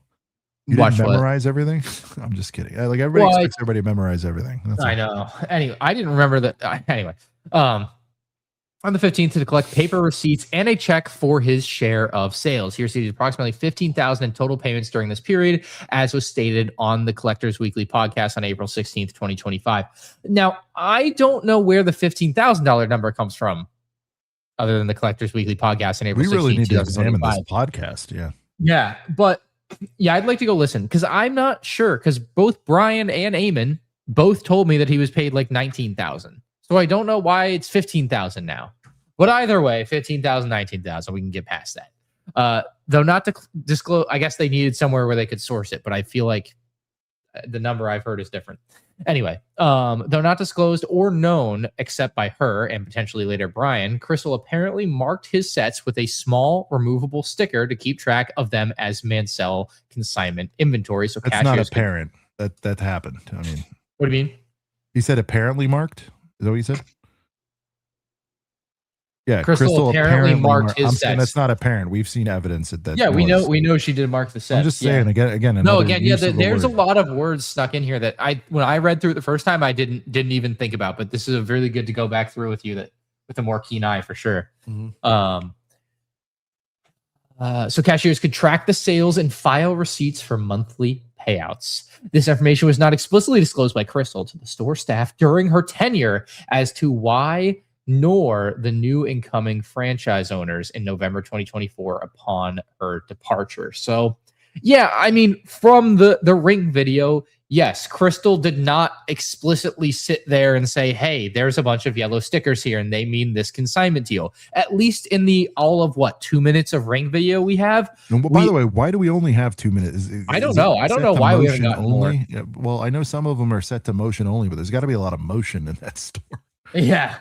I feel like we are missing part of the picture there because we're watching the shorts, Ryan. We need the long form of the VOD. Yeah. Again, this whole paragraph here is written to make it look like the new owners didn't know about consignment when we see in the ring video her tell them about consignment. They did. Whether or not they knew yellow sticker on the bottom means Brian Mansell, a low-level guy, all this other shit. Who cares? Yeah. All of it's like, this is just noise and distracting from the reality and the real core. They knew there was a consignment deal, period. They got told it's on camera. So, whether or not they knew every detail of it and whatever, like, who cares? Right? Right. Like, even if they didn't know about the Comic-Con test run, and even if they somehow missed the post of we have 200,000 in the store, even if they somehow missed, dude, point of sale should have been rocking when on that, it was almost like an art gallery weekend, right? They did this opening celebration for a limited time. It's in store after that. And I wonder if they get into this where they're like, this is the wildest thing. And Ryan, just a collector to your life, dude, even not even Ryan level collector, but like even I don't know, mid-range normie, like, who would you imagine going to a BAM and you're like, they're like, ask us about it. We may have it. And I'm like, yes. Do you have a Cloud City? And they're like, we do. It's 10K. Where is it? It's off site, but you got to pay us first. You heard that part, right? You could prepay for it and then they would bring it in. Yeah. And I'm just like, there is nobody that would chuck any, I'm sorry, heavy amount of money on a without seeing box condition for this certain type of collector, I should say. You know, it's wild. I imagine they bring it in and show it to you if you were a serious buyer before you bought They it. I don't said know. you had to buy it first, though. I got to find. The I don't source. know. I'd have to. You'd have to ask someone that bought something there how it exactly worked, I guess. But yeah. Crystal apparently marks sets, yada yada yada. Again, that whole sentence is to just distract from the ring video where she tells the new owner, one of the new owners, and the guy on the phone, who I believe is Kai McAllister, the head of operations or something. I don't know, something like that. She tells them that there is some sort of consignment deal. They're aware of some consignment deal at that point in time, right then and there. And so this sentence to me is just trying to get out of or make it look less bad. If all items had sold, Brian and Crystal estimated the total sales would have been approximately 100,000 before the consignment split, consistent with the documented value and verbally stated by Brian on the Collectors Weekly podcast. Yeah, I mean, I don't have any reason to not believe that the collection could have only been worth 100,000 instead of 200,000. Again, I think a lot of the discussion over the exact amount that it's worth is wasted breath for the most part. I can understand on Bam's end wanting to know exactly what it's worth, so you know what you should owe Brian. But yeah. Continuing on though, Bam's investigation uncovered 3 separate spreadsheets this week, kind of discussed a minute ago. Crystal maintained on the collection, all showing different sales figures. Point of sales data shows at least 52,000 and likely more was sold during Crystal's tenure. She underreported sales to Brian by a significant amount. So they call it out there in no uncertain terms. That's a statement of fact there at the end. It feels like that she underreported sales to Brian by a significant amount. This paragraph does vary. Pin the blame on Crystal right here, and so I'm hoping and wondering what will happen in the coming sections of as far as blame goes. And Ryan, forgive me, you might have it somewhere in chat. Flame away if you need to, but have we confirmed what the split was for the consignment? 65-35. Okay, all right. Because I've heard different numbers on that as well, and that's published. That you have that in writing in the agreement, right? That is in the agreement. Yes, I've seen it. Yeah. Okay, cool. Source, Bam team. So 52K would mean he's owed. Let me just I could do it in my head, but let me just be deadly accurate. 52,000. 3250 times 32.5. Sorry. 33.8 times 0.65. Oh, 50, I did. You're good. 50, yeah. And he's confirmed to you and podcast he's been paid 19. Is that right? That's what he and Eamon said, is that he was paid 19. And the way they've written this. No, no, the way they've written this seems like it's not 52,000. So it was 19,000 on. Let's again just rough numbers. Let's say to point out another weasel word, Ryan. Hold that thought right here. Yeah, 19,000 on 27 or 28,000 of revenue, right? That's Brian's split on that revenue. Mm-hmm. And so with this saying 52,000, my question is this 52,000 additional to the 27, 28,000, or is it inclusive of the 27, 28,000? Because the way it was worded to me, let me look at my notes from Eamon. Hold on. All right. He said, Ryan, do you remember we played Warzone together from Halo like Halo?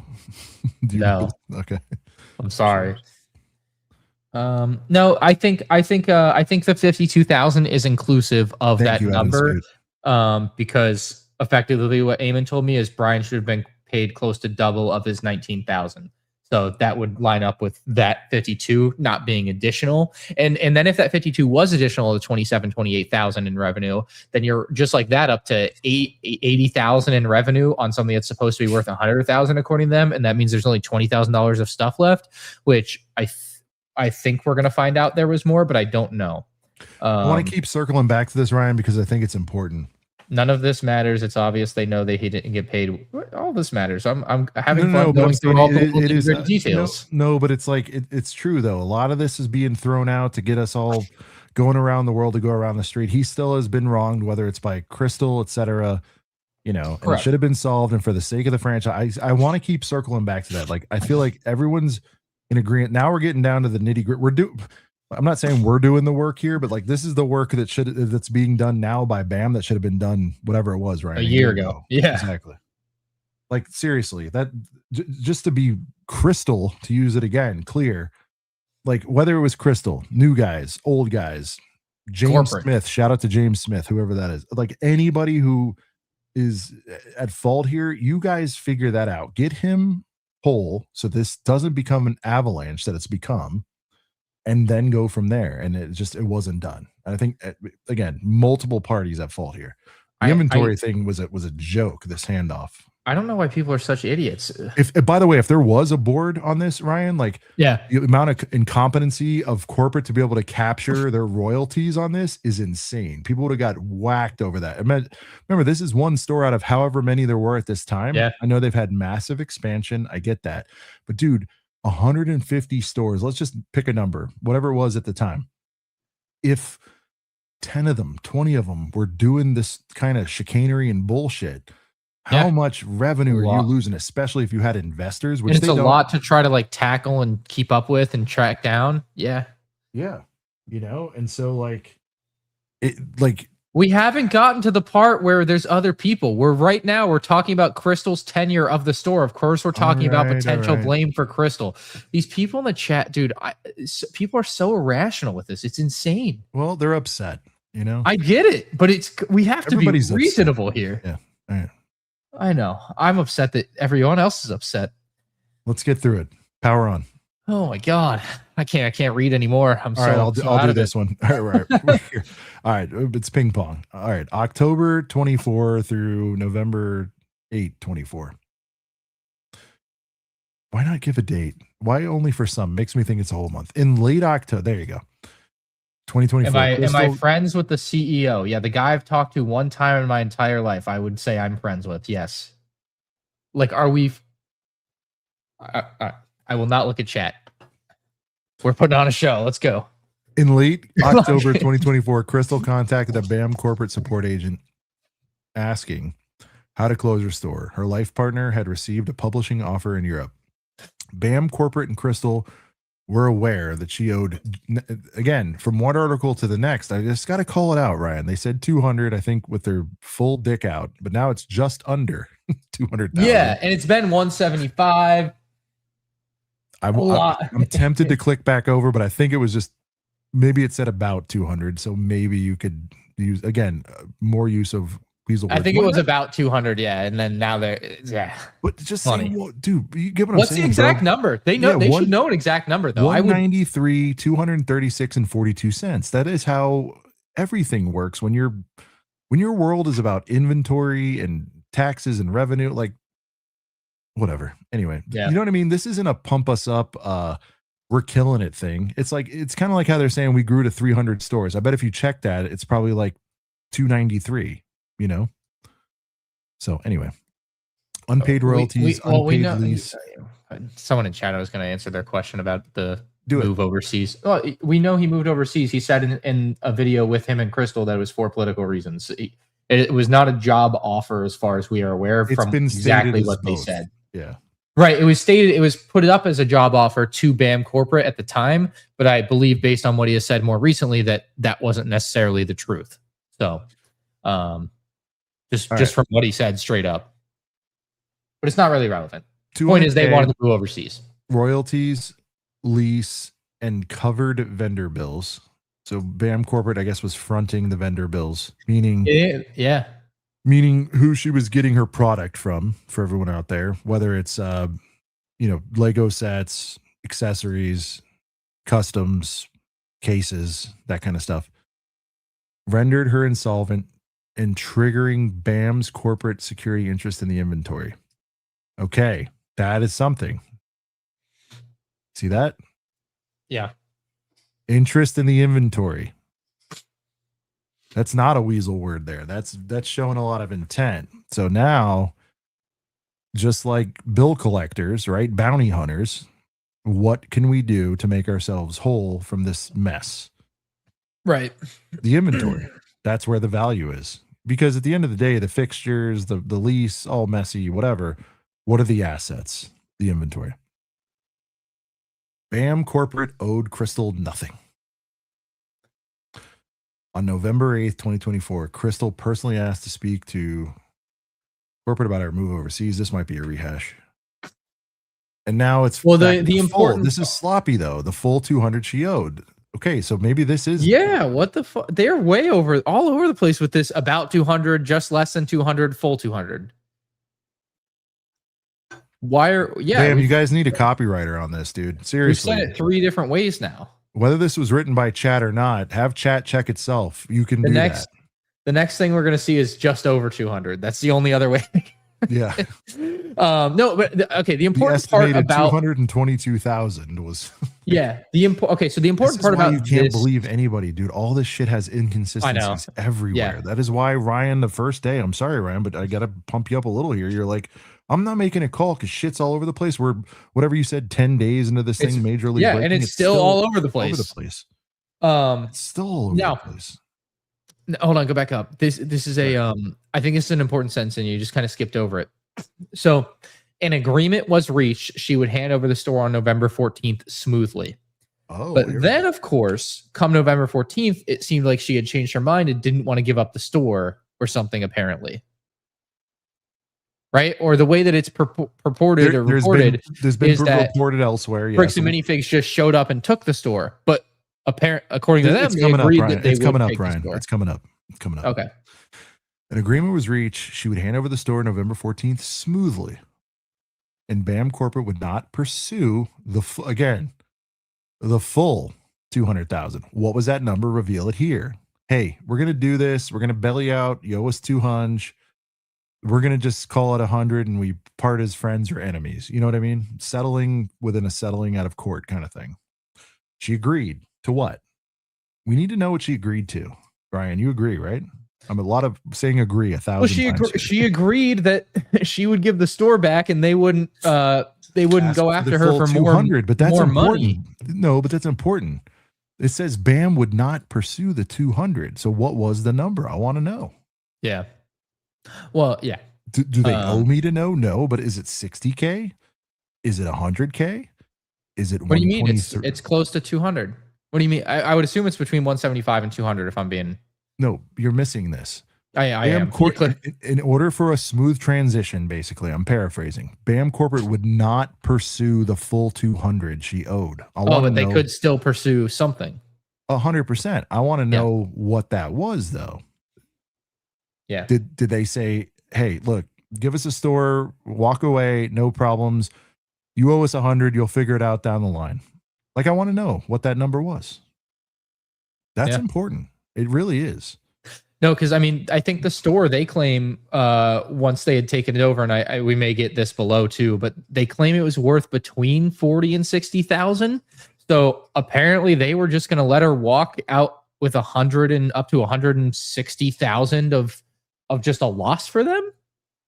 So I don't know what that just seems like what they seem to have been willing to do there. Clearly, which is crazy. It's going to be your turn to get into the next one. But at no point in October or on November 8th, which is the call where the agreement was reached, sounds like a verbal. And why is that official, by the way? A verbal, it sounds like agreement. Was there something?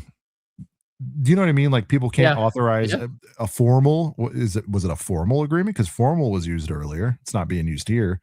Yeah, that's like me agreeing. Hey, Ryan, buy my collection for 40K. You're like, cool. You're not beholden to that. Like, you might see my collection go, it's more like 23, and I can only sell it for 12. Yeah, or I can only be profitable if I buy it for 12. Whatever. This next sentence is this sentence should not be here. Obviously the sentence is here to make BAM Corporate or make Bricks and Minifigs whatever, like be like, okay, yeah, obviously we didn't know about the consignment, which they've already said a million times, but it's just like, we know when she told you about the consignment. Like that's it better be in the next paragraph that she mentioned a consignment deal to them. I guess it is. I guess that's the headline, but I think it's funny that they once again reiterate, what are we building to? We're just reading through their breaking it down, dude. What do you mean? What are we building to? We're building to wherever it's going. I don't know. By the way, here's the spoiler. I don't know. Alex, here's the spoiler, bro. Like, it's coming. Someone said it's coming. Just wait. No, but this is like a prequel to what we've been surmising all night. There are multiple guilty parties likely involved here. What are we building towards? I'm hoping it's building to them throwing more people under the bus. I'm going to be honest. That's what I'm hoping. But we're about to find out. It doesn't matter because, like I said, from the first time we met with any of the McNeff brothers to anybody else who will listen, BAM with their logo on the door is liable to it, at least in the eye of the court of public opinion. They needed to pay. This BAM is airing the dirty laundry, I think, in some kind of defense tactic. And it's like, sure, do that later, but like solve the PR nightmare now and then get into cleaning up the house. Yeah. You know, it's like, I don't know. Your kid throws a baseball through the window, you pay the guy, and then you tell your son, like, hey, we need to not do that. Instead, they're kind of doing it in reverse. It's just like, I don't know. Anyway. All right. Now we'll stop and talk to people. Potentially the juiciest bits. I'm not gonna lie. I've been waiting to get to this part. All right. So this is your popcorn. So enjoy. Pin up a better comment. Get this guy out of here. Oh, okay. Still in there. Just a bunch of company made statements. No, again, it is right. But like, we're also zooming in on the weasel words. We're calling it all out. Like, dude, like say something with some certainty and puff your fucking chest out. That's my opinion. Anyway. All right, Ryan, go. November 14th, 2024, the handover and first mention of consignment. On November 14th, 2024, Brandon, it's interesting, right? Yeah, it's all the way they put it up there, right? This guy keeps, okay. November 2014, 2024, Brandon Best, who I believe ended up becoming one of the 2 new owners, if my understanding of that is correct. You, Phoenix. Arrived at the store close to store close. Okay, that's why I was stumbling over it. Close to store close to begin the transition. Crystal became uncooperative and refused to hand over the keys as agreed or to provide access codes, and was observed making multiple trips to her car. Her partner, Benjamin Gorman, also arrived to assist her. Okay. See, they say making multiple trips to the car, but like don't say anything. Yeah, right. They're just like, she walks back and forth 5 times. Like, what are we doing here? Again, I'm in my 40s. I make multiple trips to the bathroom. You got to take a leak. What was she doing? We know what they're alluding to. Okay, so say no. Hold on, but so say. Oh no, sorry. No, but I'm saying, you know what they're alluding to here. So if she was observed making multiple trips to her car, you should say with armfuls of sets is what they're trying to say, but they won't. Why? Yeah. Was she walking out? Was she walking out with the Mansell collection?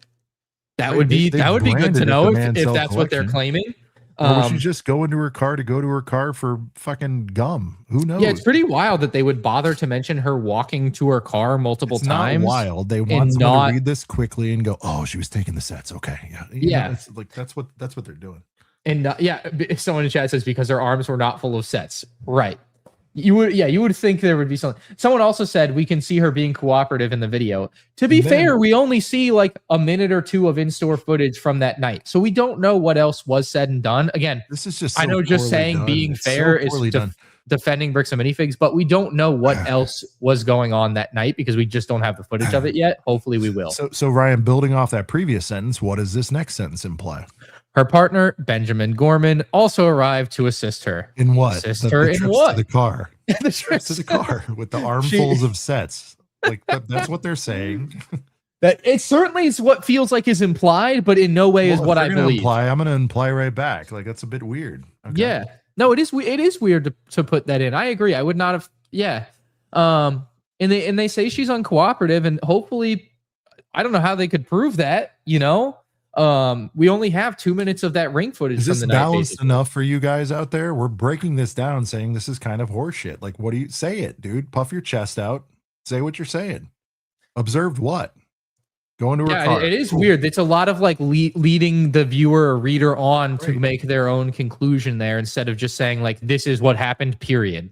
I'll flush it out the best I can as to what I think the intent is. I'm not saying it is, but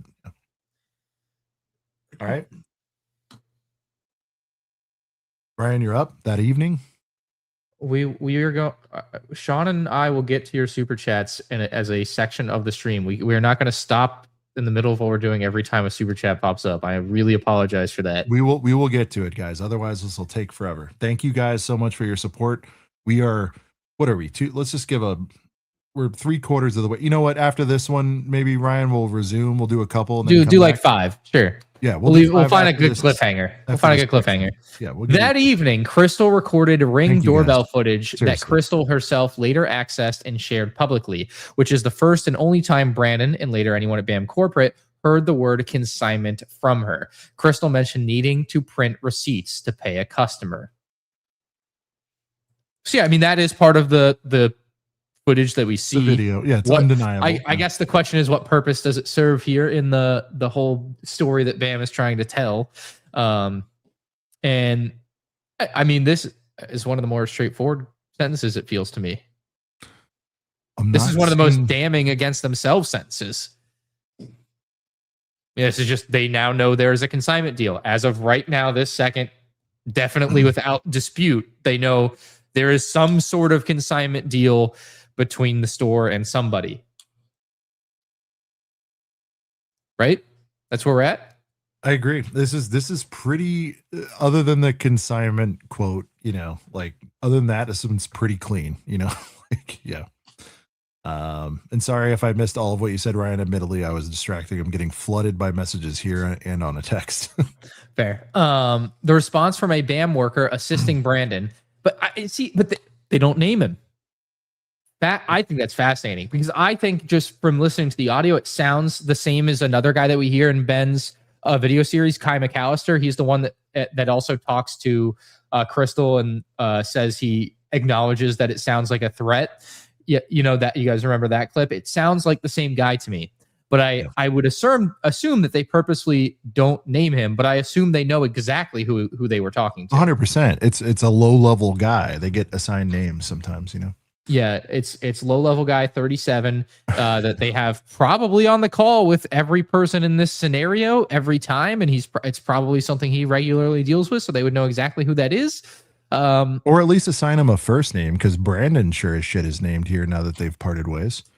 Yeah, no, it is fascinating. It's the one person that they keep anonymous. I hope everyone sees the value. For some, and some have left, but a lot of you guys are still here. The majority of you are still here. I hope you guys see that it's worth it. And our little snarks and comments aside, or whatever observations, it's important that you pause and look at the level of detail that is left in some of these bullets. The weasel words, the what's in, what's out, what's the direct narrative they're going for. I think we're picking it all up here. Continue. Someone in chat says it's the direct subordinate to the CEO, Kai McAllister. His LinkedIn was in the video.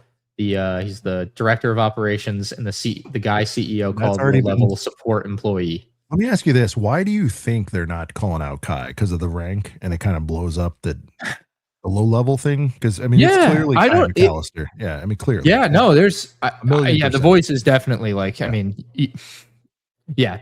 So I don't. There's some reason. I don't know what the reason is, other than it just presents really shadily. Yeah, I don't know. Yeah, it presents really shadily. I thought they would fire him by this point. I'm really shocked that he's not fired for the way that he represented Bricks and Minifigs in the videos. The whole "this is a threat" thing. Yeah, it's pretty wild to me. Yeah. So in real time, the evidence, or in real time evidence, is a statement that quote this, and this is who we believe is Kai McAllister talking now, the low level employee. That's a business matter. Brandon will take on the business. He takes on all that. So, and I hate this part. Now, well, okay. This was not an acknowledgement of the Mansell collection, which again, like this is like them just trying to be like super like, well, technically we didn't acknowledge that it was this exact collection, but they knew there was a consignment deal. It shouldn't matter that they knew exactly whose it was at that exact moment in time. May I suggest a weasel word that should have been used? Sure. Yeah. I mean, can I buy a vowel? This was not a direct acknowledgement of the Mansell collection, because you could have said it's a consignment. It's like, okay, we'll admit we're aware, because they already said they didn't know till tonight, so everything's clear until the night in question, right? They could have said it's a direct. It was not a direct acknowledgement of the Mansell collection, because at that point it could have been Ryan's collection. Do you know what I'm saying? Like there is a collection. Yeah. So either way, semantics, but it was a representative hearing this for the first time during a chaotic handover and incorrectly assuming it was an unauthorized and incorrectly assuming it was an authorized arrangement by BAM. So if he assumed it was an authorized arrangement by BAM, why doesn't add up. Why would he then later? I think we're gonna find later. He's like, "Oh, I don't know about a why I'm not following that at all. I don't get it. Next sentence, Crystal shared this footage publicly, but only a portion of it, which is kind of what I had mentioned a minute ago. A significant amount of footage from earlier that day is absent from what we believe she later released to Brian.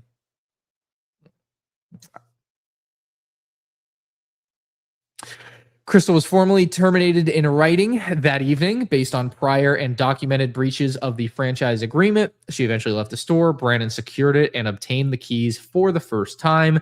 The store was in a rundown condition with very little inventory, approximately 40,000. This is the most loaded bullet of the night, potentially. Damn. A lot of questions, Ryan. Formally terminated. So, what as a owner? What does that look like? Yeah, because I believe prior and documented breaches, like prior and documented. Okay. Breaches of the franchise agreement. Okay. So, well, I broke that sentence up probably too much. Okay. Prior and documented. Okay, fine. She's broken some agreements. Probably at this point, they'd be comfortable saying she hadn't paid her royalties and all that stuff, right? That's what that means. She eventually left the store. Like if we're doing a timestamp thing, like just say she left at 10:04. Do you know what I mean? Like if you're doing a point by point thing, let's get into it. And again, the way they write this, it's like and she may have done some bad stuff. Who knows, right? We got to figure that out for sure. But it's like he eventually left the store. That word does some heavy lifting there. It could be like 15. That makes it sound like she was like 4 hours stalling. And hours. I mean, again, we don't have the footage, so we don't know, right? Like if I could watch all the footage, then I could tell you if eventually makes a lot of sense. But just putting that word in there when BAM themselves says they don't have the footage feels like it's trying to do some heavy lifting to make it feel different, you know? And this is just the gap here, dude. The gap in center field right here. Yeah. Right. And this is why this is the most compelling. The first part, the bookends to me are really compelling. Brandon secured it. What does that entail? You should say ran a full cycle count, reported it to BAM corporate, yada, yada, yada. But they get to that later, but it says, and obtain the keys for the first time. The store was in a rundown condition. So again, okay, let's just beat down the condition of the store and very little inventory. Where's the proof of that? Is there a video walkthrough? Where's the physical inventory on that? Yeah, and Crystal says she has like hundreds of photos of from the night. So I'm still wondering why those aren't public. Like what the deal is there. Actual like dookie on the wall. Like what does run down mean? Were the floors unclean? Hey, I'll agree. The store did not look the nicest in like some of the Google photos that I saw from the reviews. So, but again, you got to think about why they put that in there, right? They are saying she's a bad owner. That's what that word is doing. Or those words are doing. That's this whole blog post, yeah. Man, I'm so glad I paid attention in high school English. All right. And then here's another, this is why this is also compelling. I think I told you 40 to 6. I've heard as high as 60, but now it's 40. So the 40 all along. The difficult thing with inventory is they are not explaining whether this is inventory at cost basis or at retail value or market value. Right. Whatever, right? So it's just a number that has we don't have the basis for the number because it could be two different numbers. And they probably chose the lower of the two numbers being your cost base. I mean, I can tell you from my notes potentially. Let's see. I think this was a topic. No, but by the way, Brandon is one of the new we flew right past this. I apologize. Brandon's one of the new owners. Yeah, he's from okay, hold on. We should circle back to that. I have something. We're like, okay, I'm not your enemy, I'm your friend, but would you even trust me to walk your collection and give it a value on my own if I'm going to buy it from you? You're not on my right. Okay, so do you see what I'm saying? There's some things here. Yes. We are friends, and I think you'd think I'm on the up and up, but would I be tempted to go on the low end of my evaluation of your collection for my best interest? Yes. Yeah. If I didn't know you at all, I don't dislike you. I don't know you, and I'm just going through, and your collection's factually worth 100. I bet I would come back with like 40. I'm making this up, but like 40, 50. Why wouldn't I, to see if I could get away with it? Yeah. You know what I mean? Like, So and, okay, and I don't know if you know ball or not. In other words, like, who does it benefit most to have this collection or price be the lowest it could be? Appraised lower. It affects him the most. Okay, I need somebody in chat to let me know if they can find the source on this. This is the most loaded bullet, like I said. I've got hold on. I've got an important tangent to this, but very related. Do your tangent. Oh, we have a friend joining. Oh, dun-dun-dun, dun-dun-dun. There he is. Rod, good to see you. I will be right back. Right on time. Maybe he'll actually know what I'm talking about. Oh, Sean, hold on. You got to be here for this. Are you be back? I can hold it. Give me. It's a big thing. I can't. I'll be back in 30 Go seconds. do your thing. That's fine. What's up? We'll leave that cliffhanger there for now. Leave a cliffhanger. Welcome in. Thanks. I don't have long. I don't have long. I probably got like 30 minutes because I just got done with the TOT guys, and I want to try and get to bed at a decent time today. Fair. No, I'm with you. So yeah, where are you? We're basically going through the documents. We've gone through the one. Now we're going through the timeline. And we are right now on the night of the takeover. That is where we are at in this story. This is a very important night, obviously. Yeah. So we've really been like hyper analyzing like a lot of what they've written. So like down to the level of like the last sentence here is this store was in a rundown condition, right? Why are they saying their store is run down? Well, they want to paint Crystal as a really bad owner that didn't take care of it. And so I think it's really interesting reading through a lot of it with looking for that, because when I read it the first time, and I don't know if you already read it, I assume, right? I think we talked about it a little bit. Reading it like that is eye-opening to see the way that a company and like with God knows how many people behind this document work, and like the way they write it, right? Like when I would discuss it like this, I would just say they left the store and it had this much money and stuff in it. But like to say run down, no, they paid rent in the building. They don't own it. They did not own it because she was behind on rent, apparently, according to their lawsuit. So yes. And she was also apparently not making the payments herself. Apparently rent was being paid through corporate, which is one of the complaints that she has in her lawsuit. One of the things I understand the least, and I need to figure that out, I need to read through her lawsuit more on that end, is that she claims she didn't have access to the bank account. But if that's the case, how do you know if your business is making money? How are you doing payroll? I don't know how I would run my business without access to my bank account. How am I going to know if I'm going belly up tomorrow? Like, I don't know. And maybe I'm so confused by that. Maybe there were multiple accounts, and maybe the account that she did have access to an account that she was using for payroll and other things. And maybe there was a separate account that was attached to rent payments and royalties and things like that. And that's the one that she didn't get. I'm not sure. That is definitely something that still needs clarification. So hopefully we get that at some point. But yeah, like I know you guys were talking a little bit about, whether the guys had an agenda about what they would value the store at, because it would appear that Ammon told them, name your price, and that's what we'll sell it to you for. Where did that come from? That was my thing. Where did that come from? That came from one of the leaked body cam clips that supposedly came out today. Yes, so, that was the big one, because I was like, holy shit, that changes this a lot too. So Ammon apparently was friends with Brandon. They had a prior relationship. And he sent Brandon, who I believe already owned another store. One of the guys I think was previously attached to the Eugene store. Okay. I think I saw that somewhere, that one of them was previously affiliated with the Eugene store in some way. But yeah, someone had said, and we had seen it on Reddit, the clip had been disabled or taken down. But when all of these body cam clips surfaced today, apparently one of them, there's a piece of the conversation that Josh is having with the cops, and he basically says, Ammon told me I need to go take over this store and name my price, and that's what they'll sell it to me for, which would be a really bad look. Did he say name your price, or did he say whatever you can get it, whatever it's worth, I'll sell it to you for, something? I can't remember. I want the exact quote. Let me see. So it was you that I talked about that with you earlier, and I was like, I've been thinking about it all night, and I'm like, I'm gonna have to figure out where that came from. real quick while you're looking that up, someone in chat says, sorry, I just joined. Have you guys addressed the Exhibit B inventory spreadsheet that's out there? And it looks like the sets and figs are selling for below market value. So I've looked at that extensively. It's something that I actually discussed a lot in my video going through a lot of it. But as far as things selling for below market value, what the problem there is that Bricks and Minifigs is going based off a lot of older receipts and things, and some of them aren't going to be the actual item that they have attributed to. So there were a couple items, maybe the Thai Advanced Prototype 75082 from 2015 was one of these sets where the set had a value of like 250, but one sold for 90. That was probably just something improperly attributed there. You're going to have that in that document because it's just so messy.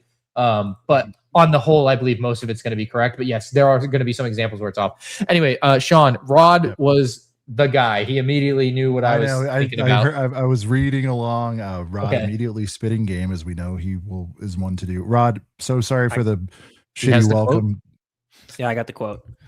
All right. So apparently, this quote that is captured on police body camera footage somewhere. Josh is talking to the police. He says, "I work at the corporate headquarters as well." So Ammon, the CEO, was like, "Hey, go rescue the Salem store, and you can have it for whatever the price you recover it for."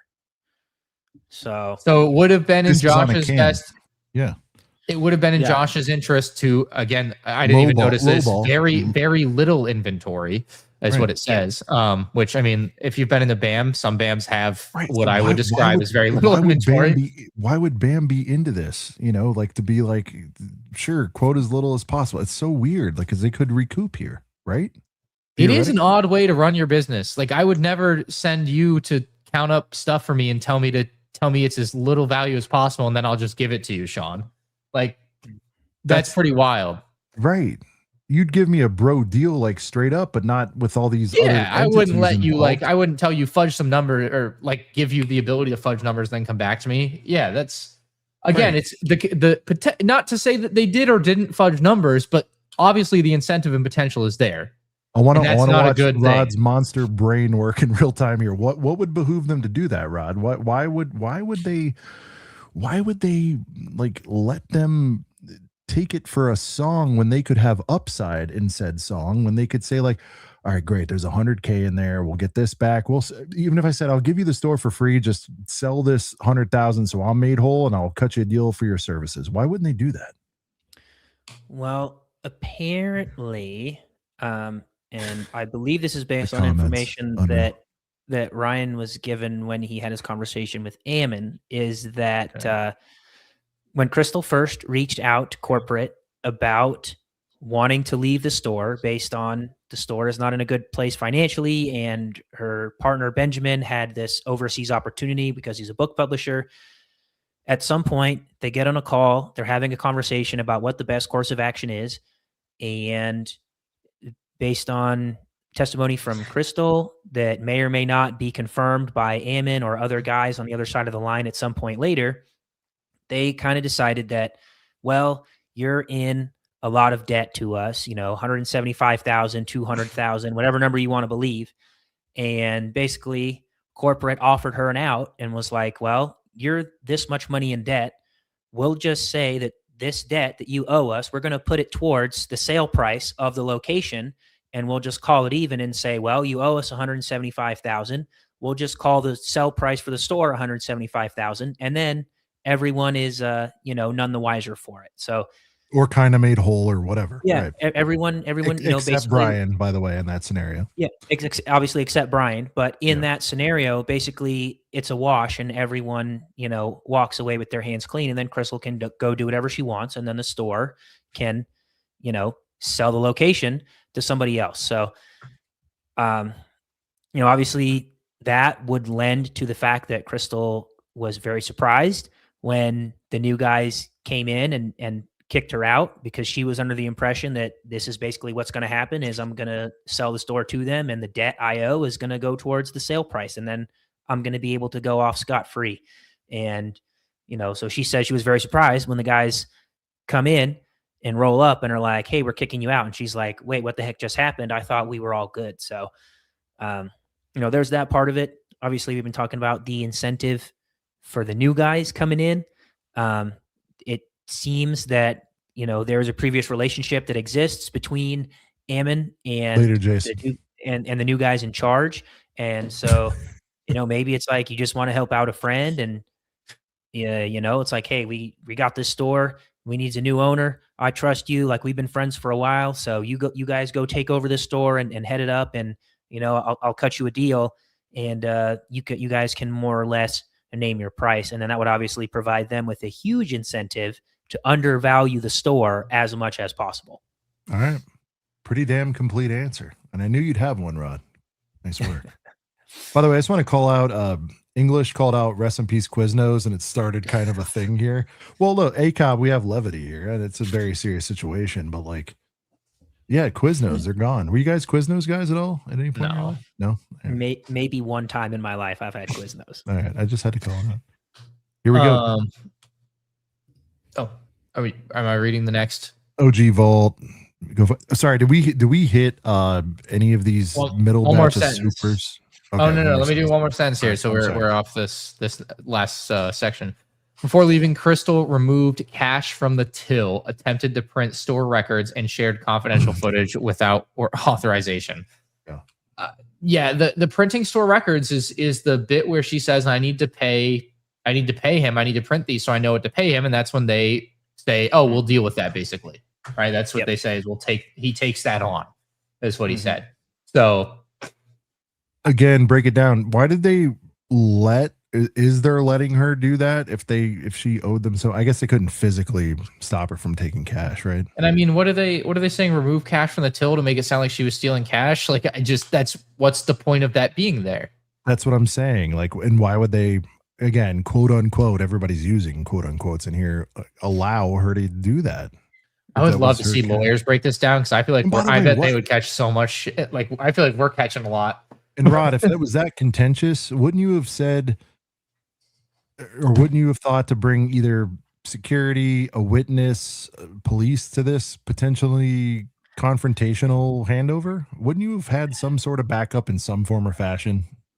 I mean, there's so many things that should have gone differently. Like, so many things that should have gone differently. I mean, as multiple legal experts have pointed out, apparently there is a document that you can submit that costs about $20 that provides you with protection whenever you place some of your valuable belongings on consignment.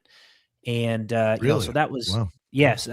The Lawful Masses pointed it out. The video that you guys shared with me earlier today that I've been watching, that guy also points out that there's apparently a document that you can fill out that, you know, I guess the government acknowledges. In a way. Yeah, it kind of ensures your stuff that you have on consignment, and so if anything happens to it, you are protected and you will be made whole, as you know, guaranteed, basically.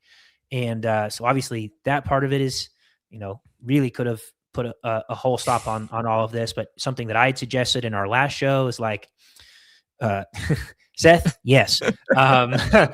It's like Bulldog Colts legend, Tampa Bay legend. Yeah, it's just like I'm like, look, if you're like I was slash Lego nerd Ryan, or Rodrigo Blankenship. Go. Like, you know, something that I'd point out is like, if you guys knew that there was a consignment going on and it was against your business procedures, the second I find out about that, you know, even if Kai was unaware that this was against their business practice, which I feel like he should be if he's someone at the top of their food chain, like he should probably have known that consignment was not allowed. But even if he didn't know, the second that he tells Ammon that this thing is going on, I would have said, get that out of my store. I don't care what's left. Anything that you think could belong to this consignment that is against our company policy, get it out of my store, give it back to the guy that brought it in, and then you're done with it. But that's not what they did. And so that brings up a little bit of suspicion as to why they reacted in the way they did.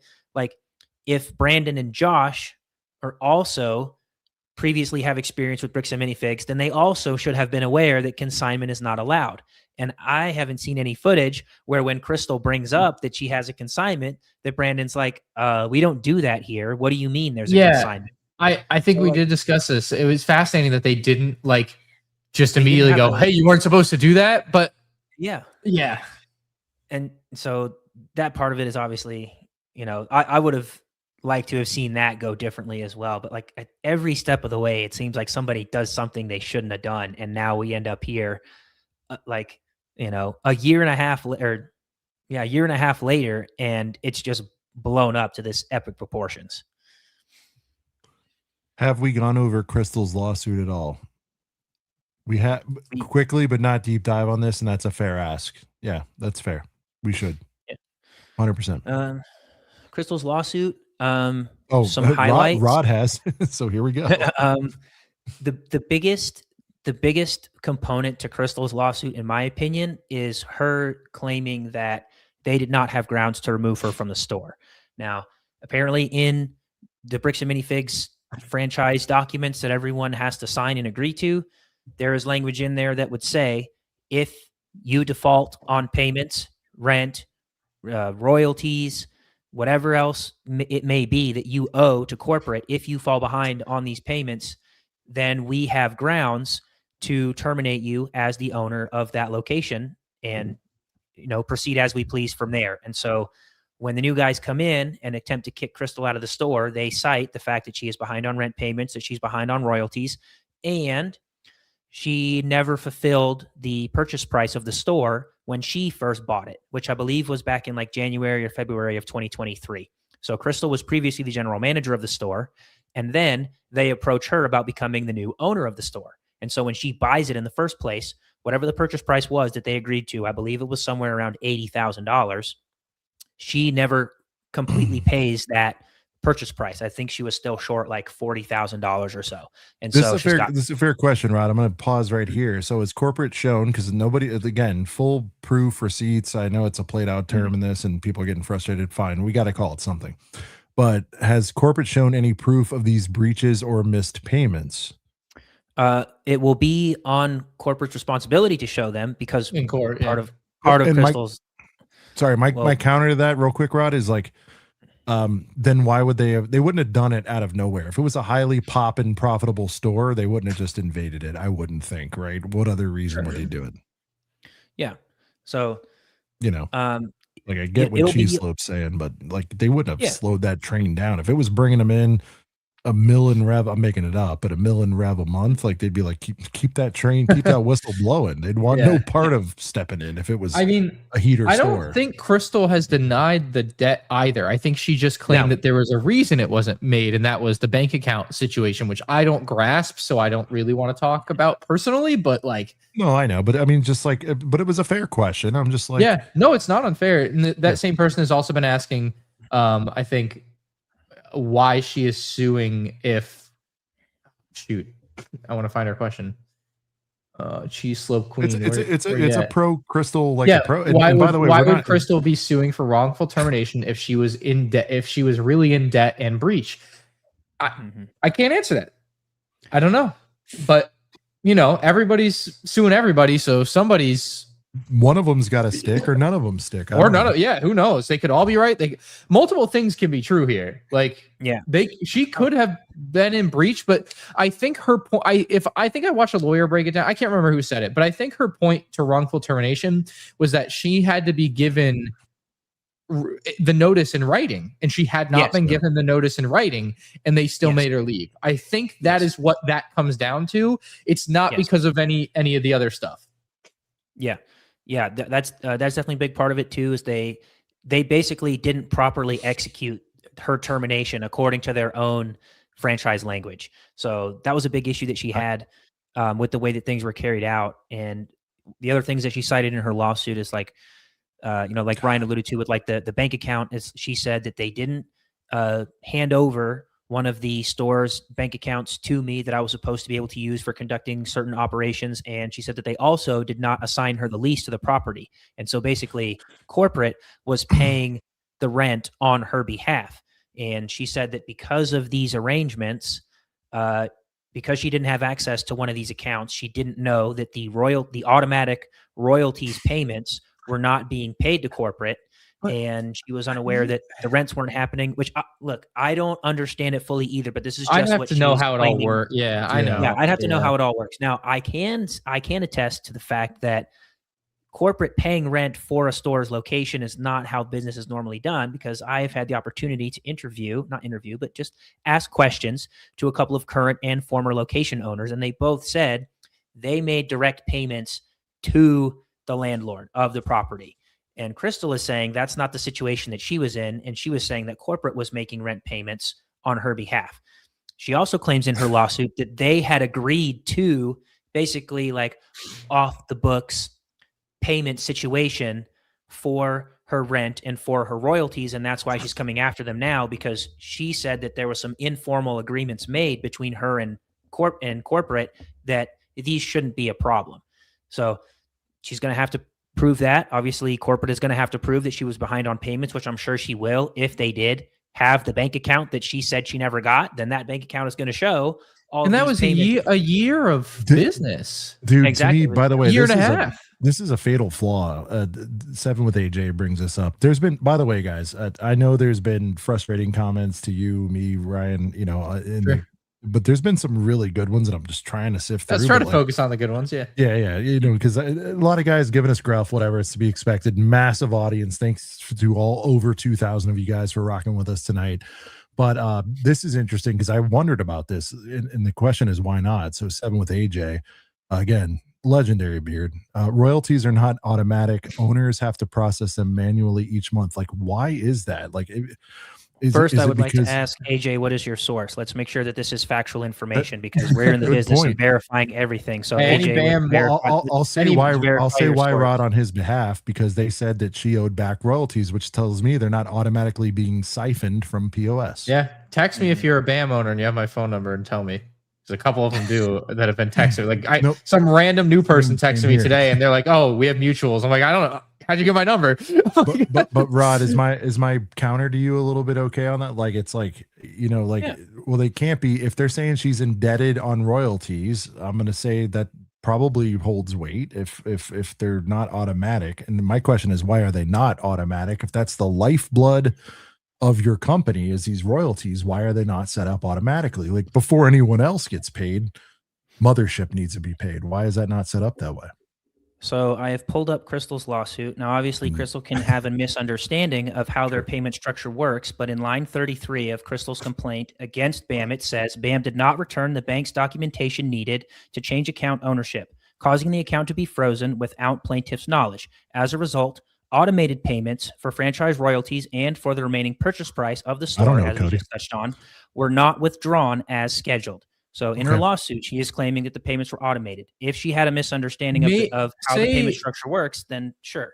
Well, I got this guy saying, and everybody's saying, like, they're not automatic, man. What do you think this is? So it could be, it can be, it should be. Like, to me, that'd be my number one investment. Hold on, Ryan. You talk about when you take over as Lego CEO tomorrow. What I'd do at BAM is I'd make sure those fucking royalties were paid automatically. The keyword there was withdrawn. So I would imagine it means like I report, much like I report to my accountant how much I am supposed to pay everybody every 2 weeks for their work, right? You work 8 hours, you get paid $80.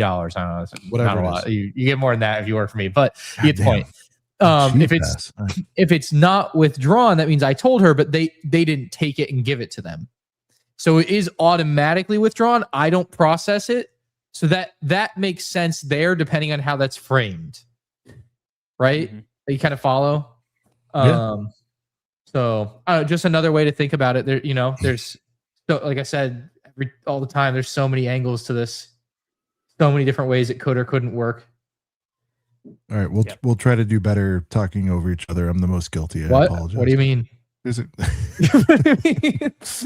Sorry. Knock knock. $10 an hour was easy math. I said knock knock. All right. Where we at? Okay, I guess we're at a stop here. So if you want to do some super chats real quick, right, let's hit a super, and then we'll finish this item. We're gonna see if they throw the new owners under the bus, because they just got they parted ways today.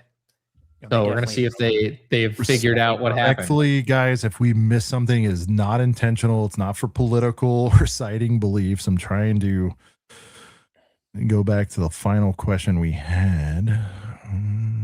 Also, the document that I just read is available for anyone to see. If you would like to see a lot of the documents that we are discussing on these live streams, you can go to the unfortunately titled website, bamsucks.com. That is what it's called. That website. By the way, I don't know who set that up, by the way. The YouTube page, who set that up too? Like, interesting. I forgot that's a website it's name. Half propaganda, half damning. It's really interesting. Someone told me that Seven with AJ, the guy in the chat with the big beard, is an owner of the store. So store. So he seemed to know balls. So yeah. I was sensing that. All right. Will Ben and Brian be at Brickworld Chicago? I don't know. It's a Ben and Brian question. It's a Ben and Brian question.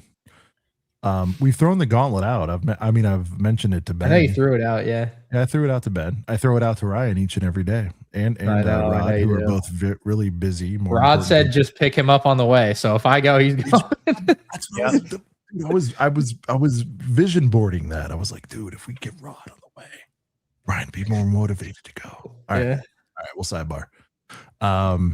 Lisa, I think Sean goes through them in order. So as he can, he will get to the super chats. I will. Yeah.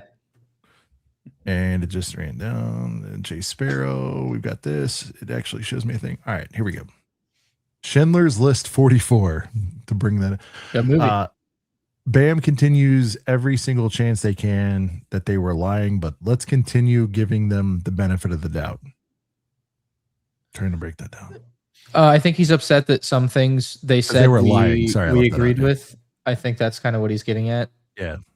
I mean, so we're going through it as logically as we can. I know obviously everybody's mad at Bam, and I am too, and I think they did a lot of stuff wrong, but I have some other like very interesting angles I'm trying to look at it from. So I am trying to like see what's what here, you know? Like there are a million things at play here. I know it's not as cut and dry as people want it to be. Yeah. So most of these things aren't. Camber 44, shout out to channel member Camber. If Bam does pay Brian his $200K, what happens to the GoFundMe? Does it get refunded back to the people, or does Brian double his investment? Like, I am curious. I'm not saying there's any nefarious doings on that, but that's a great question. Like, if someone has a tragedy, Rod, do you know offhand? You know everything. Like, do you get a double payout on this, or are you compelled to give it back if you get made whole by a lawsuit? I will get legally there. Or morally. Okay. I will get there. The first part of my thought is obviously everyone is looking at the $200,000 number. One of the things that I don't like about this Bricks and Minifigs post is that they're downplaying the value of the collection. They're saying it was actually only worth about $100,000. There are multiple people who have done some big number crunching to find out what exactly the collection was probably worth at the time of the consignment. And multiple ones that I have seen would put at least the sets well in excess of $100,000. One of the posts that I saw the other day was using eBay sales, which is a pretty accurate indication, I would say. So people have crunched it. Yeah, good. I think in Brian's inventory list though, oh god, I opened it in the wrong thing. Let me in Brian's inventory list it says high value 98,000. I don't the number is there. Well, I should say this. The high value says 98,000, but it does not include stuff that had already sold to that point, which would be another 13,000. So 110,000 is probably the high value per Brian's sheet. And 110 not including the minifigures? Is that just the sets, or is that all? That is just the sets. Okay.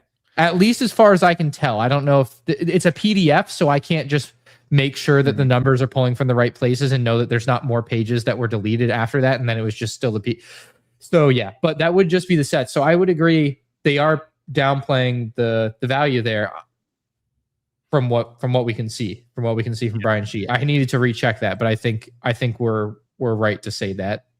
Yeah. So I mean, even if they're not downplaying it by half, they are still downplaying it to a certain extent.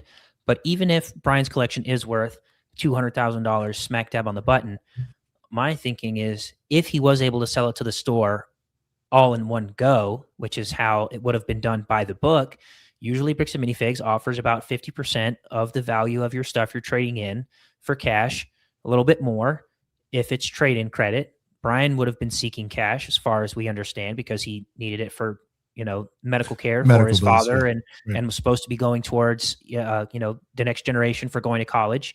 And so he would have wanted cash. If it was worth 200,000 and he did get all of his money all in one go, he probably would have got 100,000, maybe 110, 120, because it's a big collection and there's high value items and they can still make a fair share of profit, even if they don't do 50 on every single item. So at best, I think he probably would have got 120 out of it if he was able to sell it all in one go to another location that had the money to do so. And even if he received every penny from his collection on consignment, even if Crystal did everything exactly by the books, sold every last drop of his collection and paid him the 65% that they agreed to based on a $200,000 collection, he would have received 130,000. So best case scenario, if everything unfolded as it should have, Brian never would have got $200,000 for his $200,000 collection. He would have received about 130. So obviously, I think that is the bare minimum what he is owed. He needs to get at least $130,000 from somewhere, if that is an accurate number for his collection. If it's worth 150 instead of 200, he needs to get whatever 65% of that would be. But that is the absolute bare minimum that he should get. Now, if he does get that from Ben, then great. Then Brian is made whole in a way, which is what we all want, is for him to either get his sets back, which I think it's not happening at this point, or he gets the money. Yeah, my question, I guess, is, so if Brian is made whole through the GoFundMe, which it seems like he's going to be, I don't think that should just let Bricks and Minifigs off the hook. I still think they should pay out. Now, I think the righteous thing to do, I guess, and I don't want to speak for Brian in this case, is to donate it somewhere, do something positive with it. Maybe buy his own Bricks and Minifigs franchise on the cheap. Maybe a few of them. But make up for the recouped revenue loss for some of these franchises. Whatever. Pick your charity, Ronald McDonald House, whatever it is. Yeah, I get it. Yeah, I agree. I don't think that if he's made whole from the GoFundMe, that should let Bricks and Minifigs off the hook, because the GoFundMe should be a part of the equation. Like, shouldn't have gotten to that level. It shouldn't have gotten to that level. It shouldn't have been a possibility that he could be made whole other than Bricks and Minifigs. Well, on behalf of Crystal, on behalf of the new guys, whatever. Like, Bricks and Minifigs needs to make him whole, and there shouldn't have to be another outlet that we have to go to in order for that to happen. Yeah, it's pretty shit that they included that as a bullet in this. I got to be honest. Like, who gives a fuck what the GoFundMe is doing? The fact that they put that as a bullet on one of the previous post. Yeah, it was pretty shit. Like, it's kind of them saying, like, it's already been handled, bro, and that's not cool. So yeah. Look what everybody else did for us. Right. Exactly. Right. When can we expect an MBS BAM Salem, Oregon set? It's a little late to pull that together. Maybe Brick World Chicago 27, courtesy of ACOB. We'll see what happens. Matt Black Bricks. MBB, he can do it. Where is the inventory? We already got to that. Rewind. It's on Exhibit B. From their lawsuit, if you just scroll below the sets, all of the minifigs are below with the supposed sales of them as well that had been made. So that's there. What about the recording? I believe it means with that Lon Gorman had previous owners had with Bricks and Minifigs. You talking about the talking at her, the infamous Kai recording? Yeah, none of that sounds good. That sounds fucking horrible. And I like that. I like that he stood up and said, "Did you talk with her or at her?" That was a good question. I would have never even thought to ask that. I mean, I don't have the full context of the phone call and everything, right? But like, that's a great thing to ask and a crazy answer to get out of it. Oh, I know. Like, if I asked that and somebody said that right in front of my face, Ryan, it would have been destruction mode. Like, so it was over the phone, but like, yeah, like I'll give it. He showed some spine asking it, but it's like, dude, follow through with that shit. Like, yeah, I don't know. That's all right. Great question, David. Thanks for the 10-piece. Adam Strand, 5-piece. How did Brandon Best and Joshua Johnson, who live in Utah, become the new owners of the Salem store? Are they previously associated with BAM? Now, there is a history with these boys and Ammon, I believe. I haven't gone down the full rabbit hole Rod, what's your knowledge of the relation between Brandon, Joshua, and the McNeff family? Is there something there? Give me just a second. I'm looking at the minifigure list to verify something. All right. But I did see a post on Reddit earlier today of a front page of a newspaper from some time ago that features Ammon and one of the other new owners supposedly on like a mission trip of some kind. So apparently their relationship with Ammon and at least one of them goes back quite some ways because it looked like they're in their like 20s or something, 20s or maybe early 30s. Yeah. Oh, so the guy that's texting me, who I still don't know who it is, just a random phone number, said they went on a mission together. This could be anybody on the phone. I don't know who's texting me. I'm not gonna lie, but anyway. But is that the extent that it was 20 years ago? Like Ryan? No, yeah. There's things I've done with people in my life that we did a thing together one time, and you could have a picture of that, and you'd be like, well, clearly he's known him for 10 years. Like I haven't talked to the guy since that thing. So that's Ryan. I ran a tiny store with you 100 years ago. So we did, but we're closer friends than that. But but if we weren't, I could be like, you owe me. We're locked for life. Can you pull that question back up just so I can remember the topic the whole time? Sorry. I know it covers you. Make sure you peek up a little bit. So I believe they worked for or with BAM. They have another store with BAM. I believe people have been saying the Eugene store. This guy might text me and enlighten me some more on who had what, because it's not been super clear for me. Guy on text, how many stores do Brandon Best and Joshua Johnson own in addition or did own in addition to the Salem store? That's what we want to know. I feel like it's one each, I heard, but again, shit is everywhere right now. Yeah, it's and when I see like a random commenter say something, I can't really take that for much. So everyone is saying the Eugene store though, so that seems to check out. So they co-owned both Eugene and Salem. Is that the word on the street?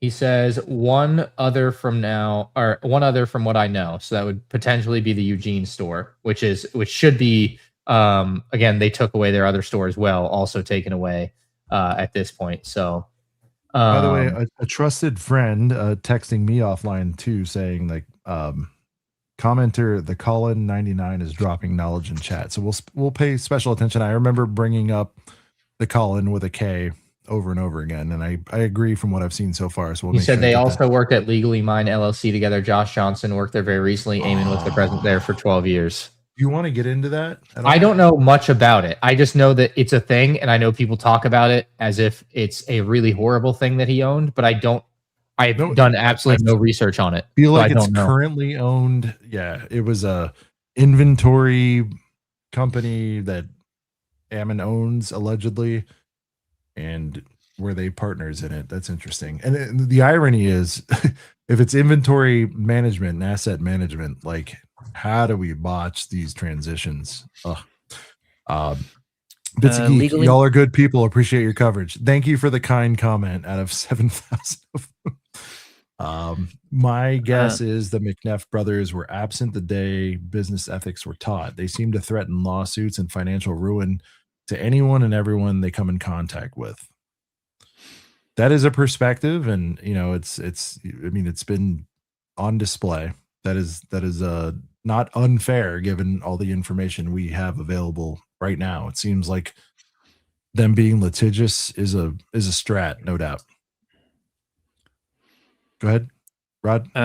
This was just a little tidbit on Legally Mine LLC, asset protection and legal services company based in Orem, Utah. They primarily market to medical and dental professionals, offering consulting services to structure legal entities like LLCs, reduce tax liabilities, and shield personal assets from malpractice lawsuit. Key services: asset protection, utilize structures like limited liability companies and trusts, offer consultation on legally reducing tax burdens, structuring finances, prepare estate instruments coordinated with asset protection plans.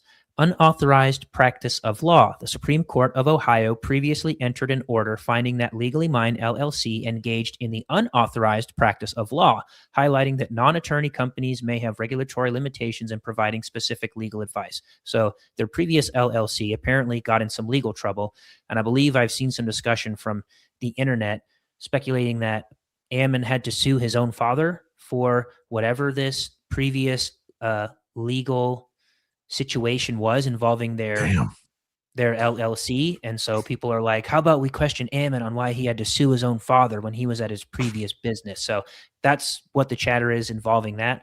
I obviously would want to do a little bit more homework. When you on be that able to as read well. the lawsuit and find out why I sued him? I'm sure we could. Well, not us. I don't know if Yeah. it's really relevant to the Bricks and Minifigs thing. It's, I mean, obviously it's tangentially related, but it's not like directly related to Bricks and Minifigs right now. Colin is saying they were sanctioned by the Ohio Supreme Court for practicing law without a license while Ammon was president, and also sued his father for control of the company in 2021. So there you go. Not a good look. All right.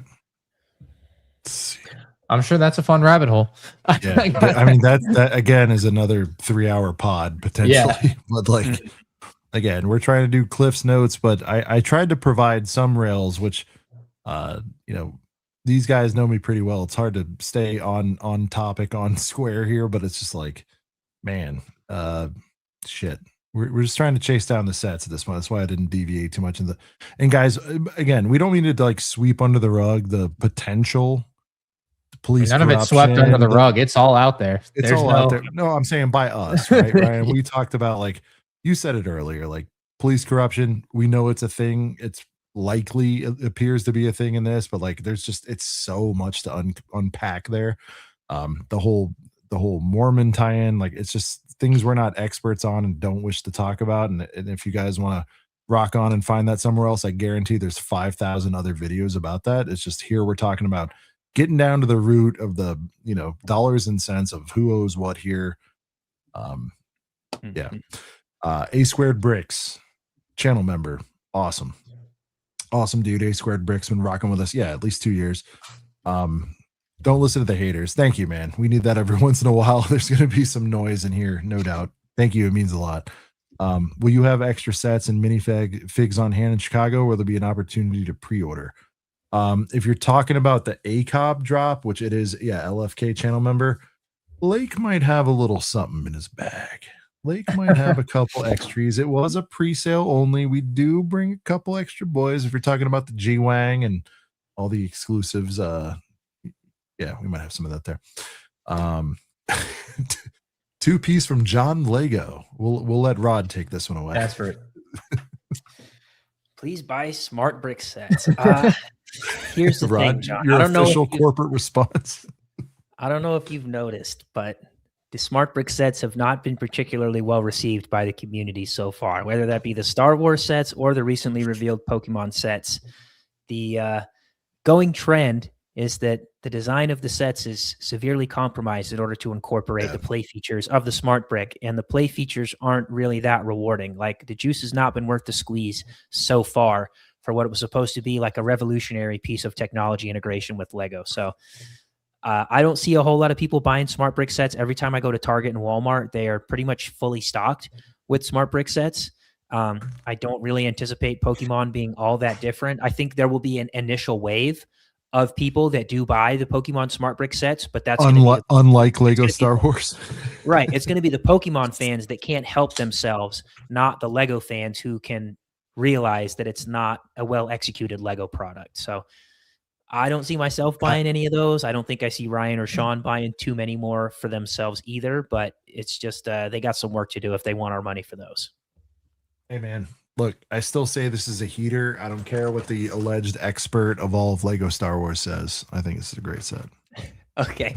The Cantina probably does it the best of all of them. I will make a concession. I know there. Ryan. How are we spending this long on smart play? Ryan, before I don't know. Before the end of the night, you just like you crank the thing, hear the song. All right. Because it's a Lego show after all. Thanks to the stream, guys. Love both channels. Should be all three, man. Rod the Collector. It might have been. This was like before. Yeah, we're way back. Before. Yeah, like one more, and then we'll get into our next paragraph. Yeah. Oh my god, Captain Redbeard. Again, season ticket holder to this guy. That's a non-zero. Oh my god, that would be incredible. Yeah, it was, dude. Ryan, you weren't. I'm sure you watched when we had Ammon on. You weren't on that particular episode, but dude, I can't tell you as it's flashing by with. I think our peak was 6,500. It was nuts that night, dude. I saw South Park out of the corner of my eye millions of times. It was nuts. So yeah, people have been calling for that one. And then we'll just do them quick. Sorry, because I feel really bad. You guys are awesome for donating and appreciating what we're doing. I think Bam is in the wrong, but the amount of people who condemn people who investigate all perspectives and data are crazy. Keep the good work, guys. Thank you. Thank you for being level-headed. That's all we're trying to do, man. Like if everything was tossed out from the first accusation, like where the hell would we be in society? It's nuts.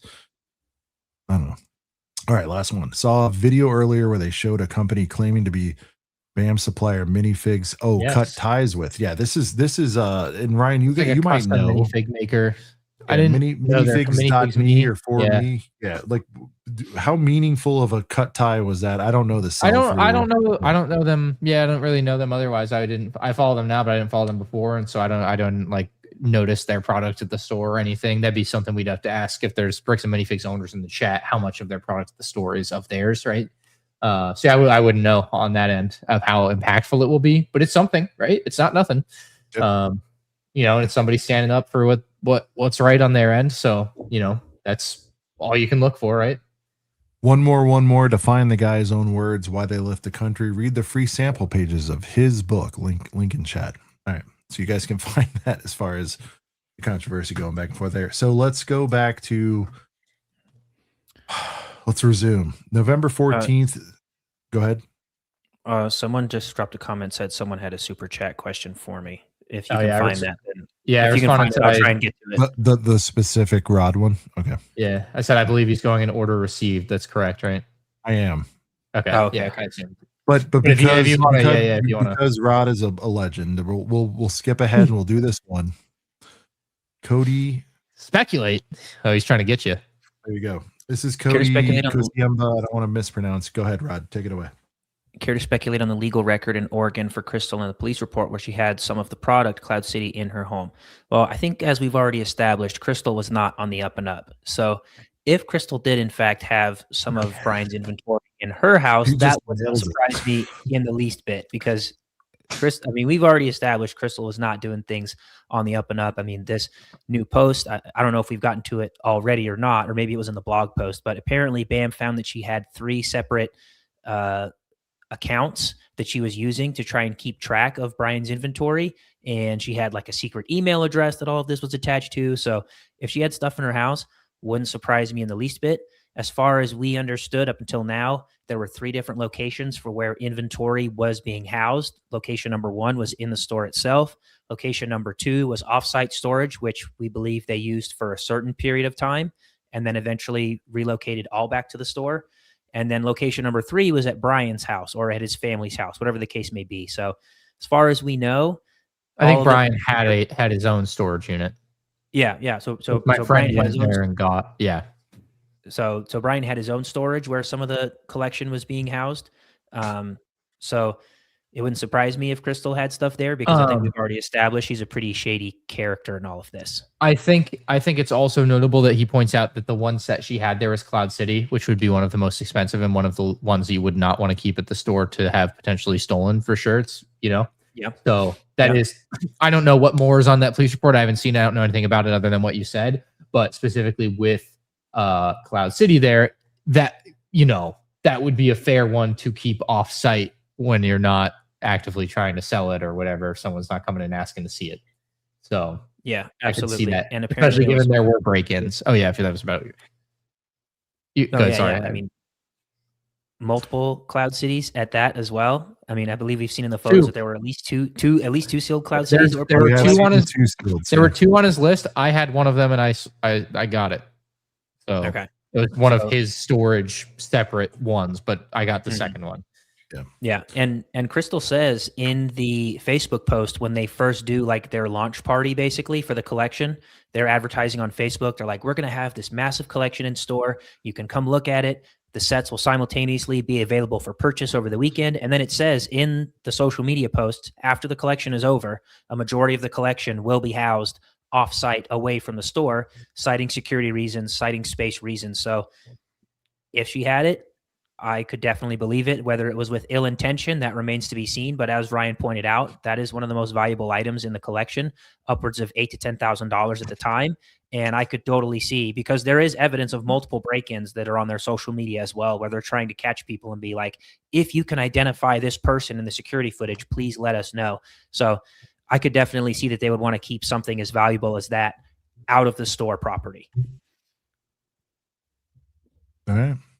Yeah. Damn. Thorough. Just so thorough. I love it. No, you don't. It's not even try. It's just who you are, dude. It's so awesome. Love it. All right. Did we leave off here? Yeah. Right, Ryan? We're here? Yep. All right. Who wants to pick this one up? Who wants to pick it up? Rod, you're on such a roll. Do you want to take this paragraph and we'll break it down? Sure. Go line. Ryan and I have been reading paragraphs like it's our career. Bullet point by bullet point. I'll do it. I'll highlight for you too. Okay. Do you want me to go through all of them and then we'll break them down one by by one? one? The titles. We've also. I want you to look for weasel words and cop outs. Okay. November 14th through the 22nd, 2024, Brian comes to the store, sends termination notice. Brian attempted to reach Crystal on November 14th, 15th, and 18th with no response. Receipts. He called the store that Thursday and learned for the first time that Crystal was gone and the store had changed hands. Ryan, have you corroborated? I mean, you've been in a little bit of contact. So, no, none of this, but I mean, they say this came from the Collectors Weekly podcast, so I assume this is him saying it directly. Rod, have you watched that? I'm not watching it. Rod, have you watched this full podcast? There's a lot of lore in here, apparently.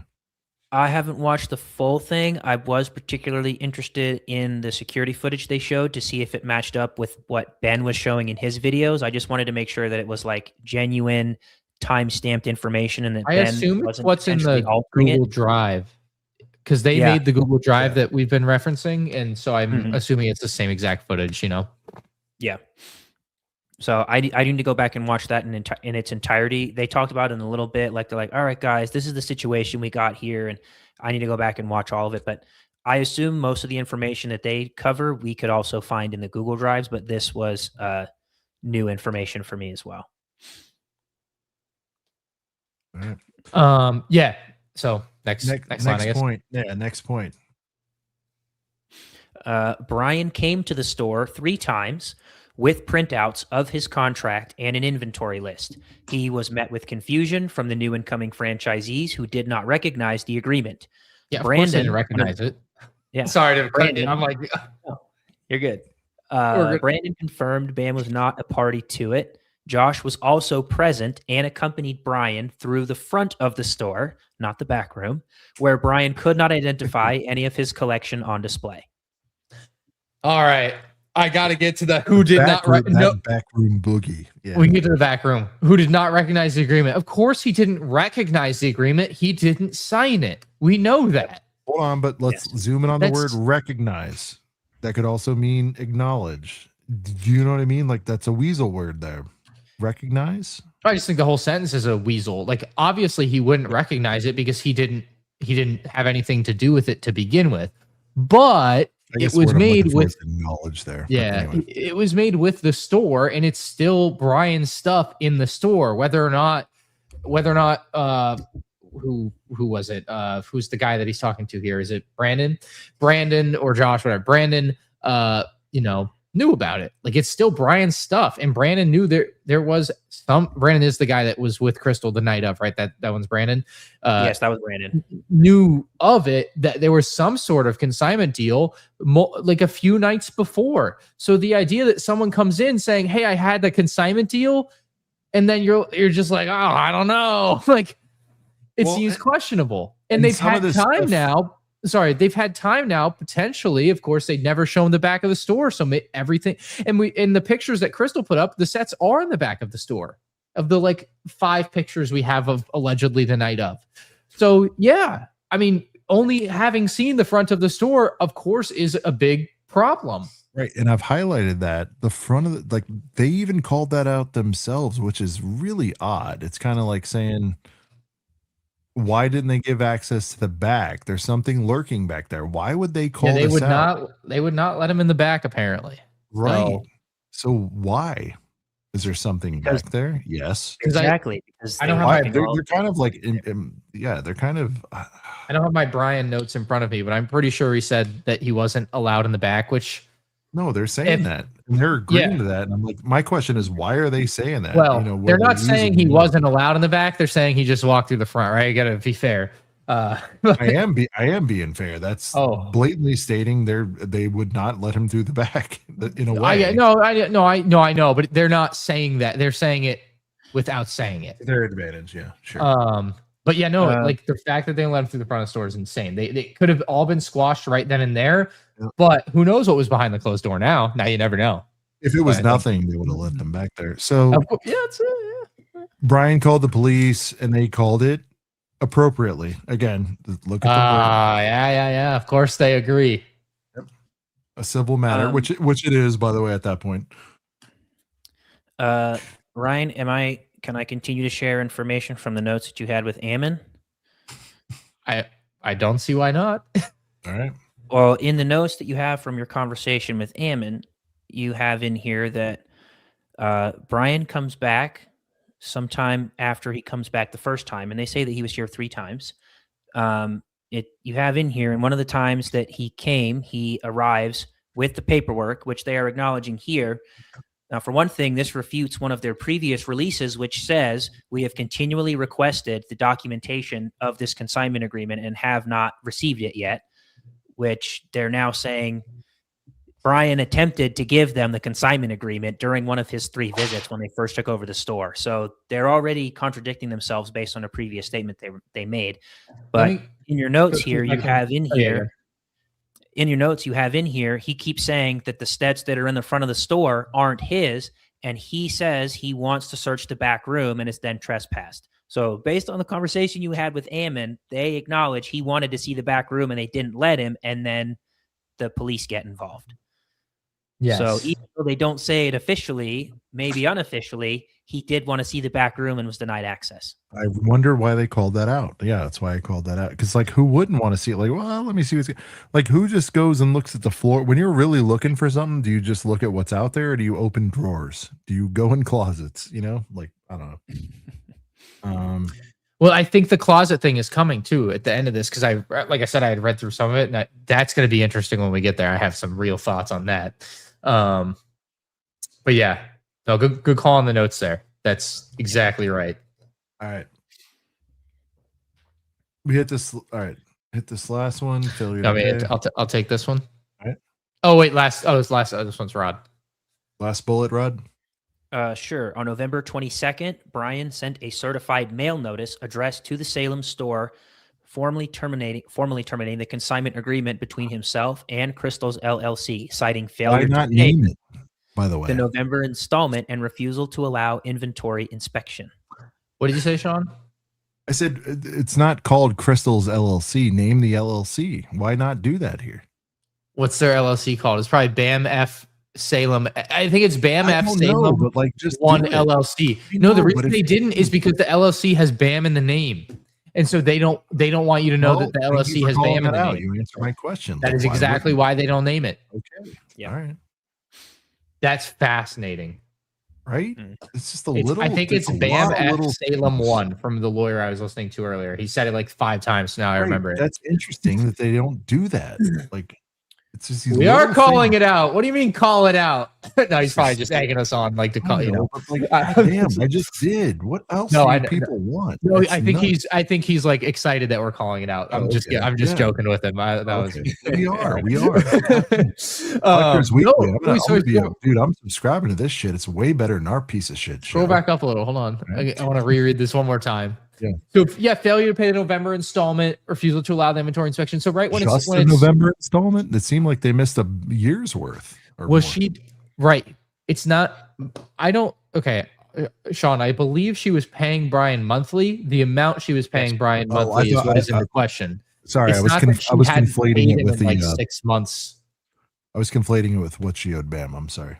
Yeah. Sorry. Yeah. I'm sorry. I messed that up. All right. I believe that it was supposed to be like end of the month, like every month he comes in. And so if she was kicked out in the middle of the month, you're not making that November payment. But They said he was being paid on the 15th earlier when you weren't here. So I haven't confirmed that with him, but yeah, he was being paid on like the 15th of each month. Well, if she was kicked out on the 14th, then she had no way to pay him on the 15th. So yeah, either way, it seems like she was not in a position to do that. Were you planning to read the statement that Brian made? I don't know if there's particular importance. I haven't read everything. Yeah. Okay. Oh, was there anything of significance that you found in his statement terminating their agreement? Don't get this defensive. All right, we'll try it, Luke. I'm sorry. For me, Ryan, bathes in hate. I just can't believe how stupid some people are. I can't. But I got to remember, some of these people commenting might be like in 11th grade, and it's just like, you just don't know everything. And I'm stupid. Don't get me wrong. I'm not as smart as I feel like I probably am. But like some of you guys, I mean, come on.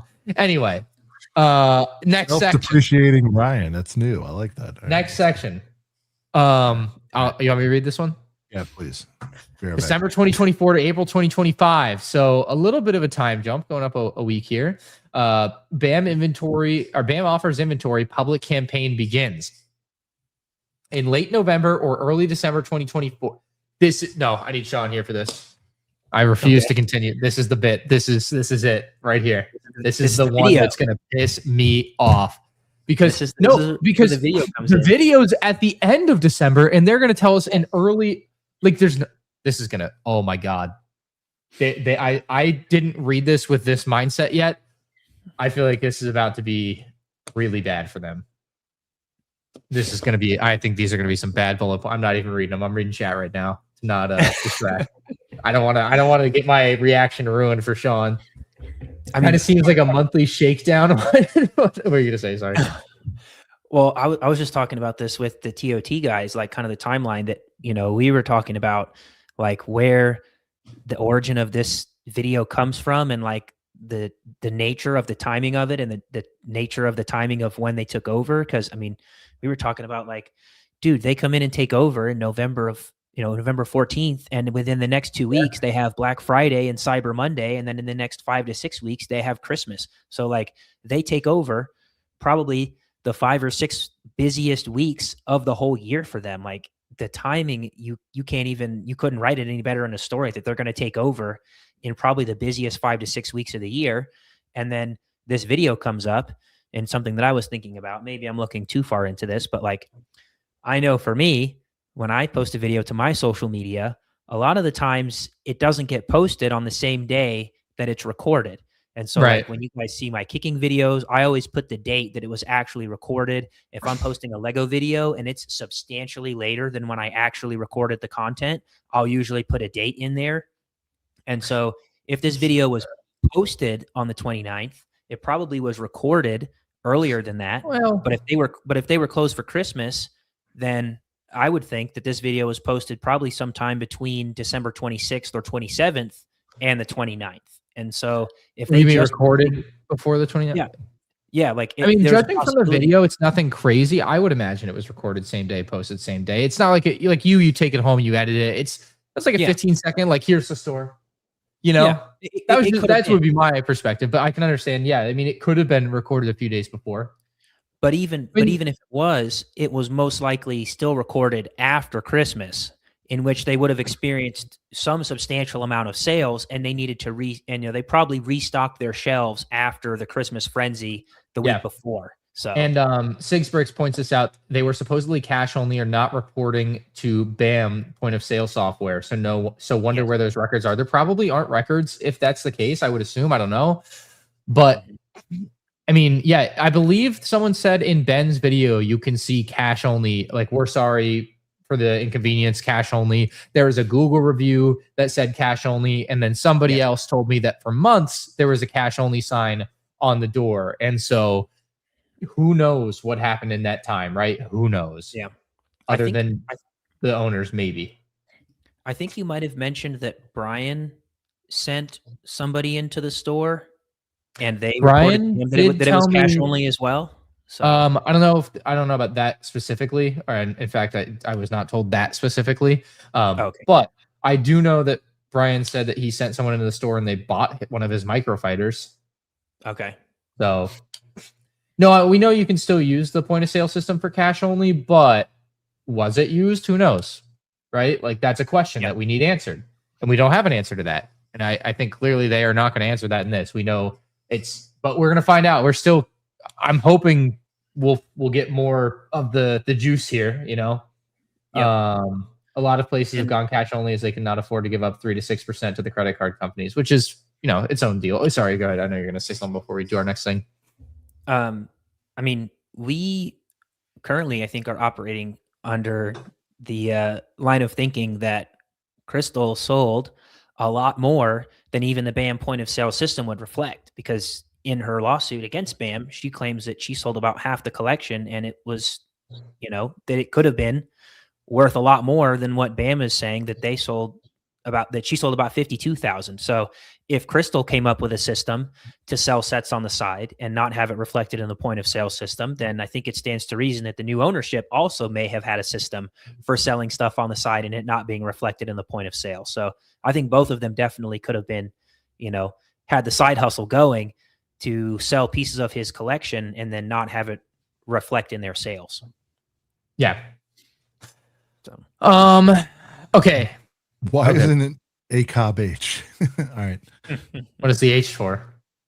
Heads. Brick heads. We made brick heads one word. Yeah. Anyway. Okay. So this is, I've stopped right as you left because I was like, this is what I've been waiting for kind of to get into all night. Right. So December 24, 2024 to April 2025, BAM offers inventory public campaign begins in late November or early December 2024. And remember, there's a video that exists that is allegedly from December 29th that I did the calculations on. Could be the silver bullet, yeah. Calculated, let's just put it this way, about 11,000 in retail of inventory, and at minimum 54 sets, but including the fact that there's quantity, probably 75 to 100 sets. So continuing on. Brandon and Josh discovered approximately 25 Star Wars sets in a closed closet in the back. Discovered. Just stop. I can't. I just can't. 25 sets in a closet in the back. Early November. When was the takeover date again? November 14th. So this is, 2 weeks out effectively. We'll call it 2 weeks without an exact date. You have not walked that entire thing that you've invested in at this point. Okay. I don't think they officially buy it until March, from what I remember. But whatever. You've got a pretty good interest in this thing at this point. Oh, I hate this sentence so much. Yes. Yep. Here we go. They did not think anything of the fact that these had small stickers on them. God. The stickers that we see in the picture with the guy in the background of the night of the takeover. Questions on this. Why didn't they think anything? And if they knew there were small stickers, why wasn't it called out? But like, hey, funny thing, there's small stickers on these. But and this is just them saying they didn't think anything of the they kept these sets segregated as they tried to determine what they were. They didn't think anything of it. Right. But they kept them separated to determine what they were. This is a horrible. Are you fucking serious? There's a couple horrible paragraphs. It's just so hold on. Are we, before we even jump to the finale here? This is the 6K or whatever that they discovered. Is that I don't know. It's 25. I don't know what it is. We're reading it. I'm not reading ahead. I stopped before when you left. I was like, I'm not looking at this. I'm getting this live with you. Yeah. Okay. I'm just saying. Sentence by sentence. Yeah. They didn't think anything of it, but they kept them segregated to determine what they were. So did they think anything of it or not? Exactly. That is as you're right, Ryan. These two back to back are crazy. Those might be the two worst sentences I've seen all night. Mm-hmm. There's a lot of stuff in here that like people don't like and is bad and it may be true, maybe untrue. But to read that, how the fuck did anybody go through? Excuse my French for the young ones. No, it's it's midnight. Okay. How the fuck did anybody look through this? Remember I talked about the idea that I would imagine that like 10 people looked at this and lawyers gave their opinions on it. How did nobody read these two sentences and go, hey, one of these sentences cannot be here? Because it's AI, dude. Oh, I'm yeah. I am. Really? Actually? Yeah, I really am. And I know really? there's hard to verify things. It has to be because, dude. I never even think of that. I'm not in that mindset ever. So it's not something. I am because I work in it all day, every day. I work in consumer electronics. I'm seeing more and more teammates try to pass things off as researched. And I'm just like, you missed that one. I'm sorry, dude. Like, there's nobody on earth. That's a brutal, like there's no fucking way a human would write that unless they're a complete idiot. I mean, you tell me, Rod. I fancy myself as a scribe, a bad scribe, but like I would never. Idiot. What does scribe mean? I'm a verbal scribe, like an author, a writer, a person who practices being a wordsmith. And I would, if I put this back to back and I sailed through it, people would be like, "Hold up, wait! If I did this to any two of you two, you guys are hearing this right now, real time. If I said this, they didn't think anything of it, but they went ahead and set them aside." I would hope somebody would go, "Wait, what? What the fuck are you saying?" Yeah, I don't know. It's slop. When you hear AI slop, there's AI slop where you see a image where it's obviously not real, and then you see this and you go like, "All right, I'll say this: if it wasn't AI, still, if you produce AI and you put it out under your company banner, somebody somewhere has to be accountable for this kind of shit. It's nuts." Yeah, I mean, this is gonna be my last thought because it's my bedtime. We're gonna wind her home. Me too. We got like 5 minutes left. Yeah. So I think that the crisis management email felt a lot more AI than me, because if I don't think that AI is silly enough to put this kind of language back to back, it feels very contradictory. So I'm actually inclined to believe that a person authored this as opposed to the crisis management email. But sure. These two sentences back to back are obviously really bad. I'll just gloss over the rest of this line just so I can get my thought on this, and then I'll be done. But it says, in December of 2024, and still unsure of whether they belong to Brian, BAM showed these sets to and offered to give Brian these stickered sets as they felt bad for Crystal's apparent mishandling of the situation. And despite no reliable evidence, the sticker is all you need. Reliable evidence of his ownership. This offer was not accepted by Brian. So this specific bullet is really bad for them, especially those two lines back to back. And then also the fact that they would say that there was a closed closet in the back. Like, Brandon is standing at the door. If this is the closet that's documented in the pictures from the Collectors Weekly podcast, then the guy is literally standing in the door frame of this secret. Was there a piece of wood like holding it closed? You could like try to rattle the door and it wouldn't open. You have to lift like George Washington's head and the secret door. Exactly. You pull a book on the shelf. So yeah, this obviously this is really bad. But I trust you guys will continue to break down the rest of this, and I will catch the rest of it on the Replay Gang at some point in the next couple days. Thank you for joining. You're the man. But thanks for having me on again. Hope to see you at Brickworld, but also not see you at Brickworld. You know what I mean, dude? Yeah, absolutely. But I appreciate it, and continue to crack down on these guys. Don't give them an inch. And I'm sure we'll be back on at some point to keep breaking breaking all this down. So. Can you go back up, Sean, and thank you, Rod, later? Yeah, you're the man, dude. Okay, hold on. I'm trying to find some notes. Can we just pause for 1 second, Ryan? In this world of maniacs and weird, like, Rod is truly one of the best guys ever. Can we just pause and acknowledge? Moment of silence for Rod. I'm being serious. You're trying to clown. I can't help it. I'm sorry. But he's wonderful. All right. I know. I love Rod. Yeah, absolutely. He's one of the best friends a guy could have. All right. He's been really great. Yeah. No, I need you to go back up a little bit though. Just back to that previous thing. Horrible. Well, I'm trying to cross-reference to my notes with Eamon because I need to cross-reference my notes. So from November, show quality dropping now. where is this offer was not accepted by Brian? Right. So hold on. I'm just trying to find where he said what the offer was. That's kind of where I'm at. If you want to, if you have some comments you want to read and reply to real quick, super chat or two. No, if you want to get that in, just where are we going? Because we are here. No, I gotcha. Well, you're gonna if you wanted to do super chats anyway, this would be a really good time to. You want to go back through this paragraph? What are you saying? No, I think I want to check the notes that I have because I think there's something here, but I just don't know what it is. Do it. I'll do a couple of those, and then we'll get back and we'll do the final paragraph. Send it home. Yep. All right.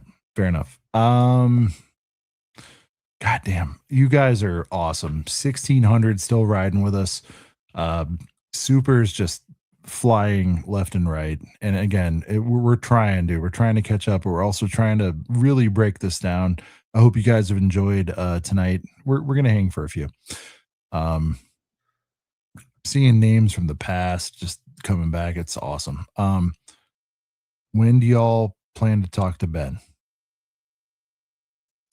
Considering Ben is part of an ongoing lawsuit, it is not something I am dying to do. Ben is hilarious, but I would love to see Sean have him on again, but yeah. And so Chase, just so you know, I mean, please, dude, check the lore. Ben's been on our channel twice.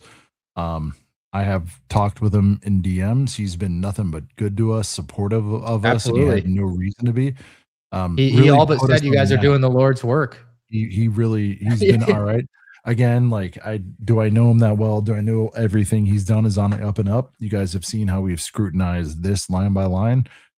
Same deal. If his whole performance and videos were put, in a list form like this, I might punch a few holes, but as a dude, which is how I start with things first, and I know that's been controversial. Ryan, by the way, I was getting called out for asking these COOs and CEOs to just be dudes with us. Apparently that's a problem in 2026. Yeah. Don't be a robot. Don't refer to your that's all I meant. It wasn't your document. Even, I know. The sex thing. And I'm like, I don't care if I would say just be a dude. I should have said just be a person. Let's just take our hats off. Anyway. All right. I've got nothing on that. Sorry. All right. Corporate lied. Josh and Brandon still own and run Eugene. When they talked to employees today, they said nothing but it changing. Interesting. Nothing but a changing. What does that mean? Yeah. Lego knife advice. Let us know. Yeah. I would assume, that, I don't know when I have no idea. And timeline in the beginning got created. We want to stay away from that. That's pretty, it's fine.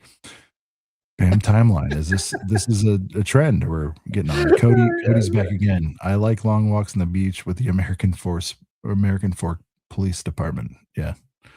Again, guys, is there something there? Probably, but it's not our avenue. Search for Law Crystal Gale. Enjoy your facts. There's a link to the Oregon must be judicial records and track, all in risk management. They're saying that there's a background there. It doesn't automatically, and Ryan, you identify that. Doesn't mean you've done wrong again, but I will say history is, one of the best indicators of future performance. I'll leave it at that. Out of all, shout out to Macro. Good to see you, brother. Thank you for the $6.99 Canadian Mountie dollars. Out of all this, is Lego back on the table all of a sudden? Yeah.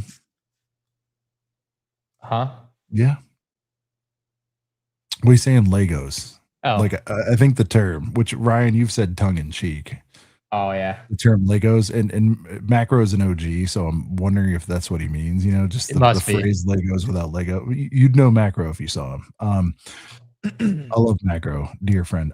Is it possible the person in the ring video acknowledging consignment didn't report anything back to the corporate office about the consignment? It doesn't matter. That's irrelevant. Yeah, it's irrelevant. Yeah, it's been broadcast because it's the new owner right there in the video that's being told about it. Fergus, ever buy a business without a full inventory log? No, never. Would I ever? No, never. I want that shit cleaned. I want a third party. I want a friend like Ryan to count it. I want like 10 dudes' opinions on what's in my store before I buy it. And I would overpay to have that. I would.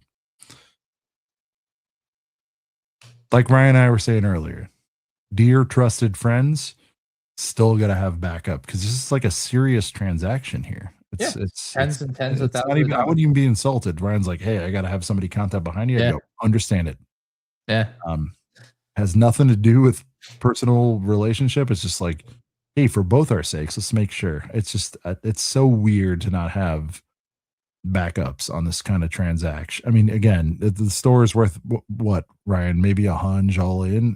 That's not that's not $2,000. That's not a quick Lego deal. That's a big deal. Salem Brick Trial summed up. Spider-Man pointing fingers meme. Yeah, that's what they're doing. 100%. Cody's had some heater comments, no doubt. Elephant in the room. Majority of BAM stores are not profitable. That's the reason for the churn of ownership of corporate-owned stores. The model is very hard to make work with the franchise fee structure. And Ryan, we could do 3.5 hours on this too. I think sourcing, I mean, you as a guy who has to source, you're fortunate enough to have a big following and people throwing stuff at you. Could you imagine if you were James Smith in Arkansas with no following? How do you source shit? That's tough. Yeah, no, I don't know about. I mean, I couldn't speak if it's a majority, which would be 50% of BAM stores being not profitable or not. But, I mean, yeah, I've heard that some of them would be, the numbers you would hear would be startlingly low. But yeah, but you could empathize with that if you weren't who you were and you had stuff thrown at you. It's tough. Oh, I know. I'm not saying it is easy to just own a BAM and make a ton of money. Absolutely not. Yeah, no, that is. I agree with that part. Yes. Yeah. Standing together for the community. Yeah. Again, like our only interest is to uncover the truth. I think people can try to, I don't know, paint us into corners. The truth doesn't match your opinion. That's tough. That's a hard spot to be in. I mean, I don't know. Yeah, people are going to see things the way they are. I promise you, all of us are just trying to get to the bottom. We don't actually care who's guilty. We want it cleaned up and fixed. I mean, yeah, now we kind of have a good idea of what's what, but yes. Yeah, if you guys aren't seeing what exactly happened here, just watch it back. I don't know what else to say. Ryan's bad form to attack the chat. They're the ones who we're way off. Have a little more grace. I still love Redbeard. Best. I don't think the guys giving me shit are gonna be. You guys are doing a good job. However, in the words of great Howard Stern, stop stepping on each other. We have to. It happens. I'm a big interrupter. Reckless Ben versus Ammon cage match live stream on ACOD. Dude, I'd love to host that. There's something bigger I want to host, and Ryan knows what it is. It would be like corporate McDonald's blaming a franchise. Yeah. Green Giant, you're absolutely right. I think the buck passing, Ryan, can you speak on that real quick? Like but it was them thing. Like, could you imagine if, I mean, you're big, but you're still small compared to BAM. Could you imagine like throwing all blame on one of your handful of employees for all of your flaws or public flaws? It'd be wild. Yeah, I mean, it's hard because like I can see like if it was Crystal and Crystal did everything, why Bricks and Minifigs would want to say it was Crystal and Crystal did everything if that's their belief. That makes logical sense to me. But the problem is it's still under the Bricks and Minifigs name. And so people are going to associate the Bricks and Minifigs name with that, regardless whether or not it was Crystal or whether or not it was Joshua, whether or not it was Brandon, whether or not it was Eamon, whether or not it was whomever.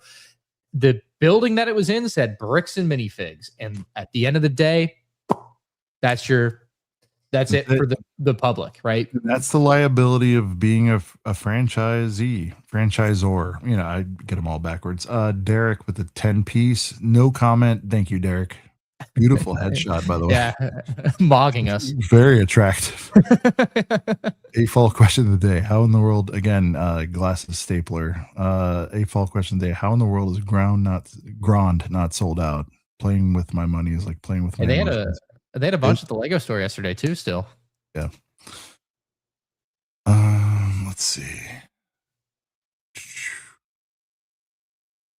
Everyone at corporate is homies, buddies. Yeah, it does happen there. Kai says he's a developer.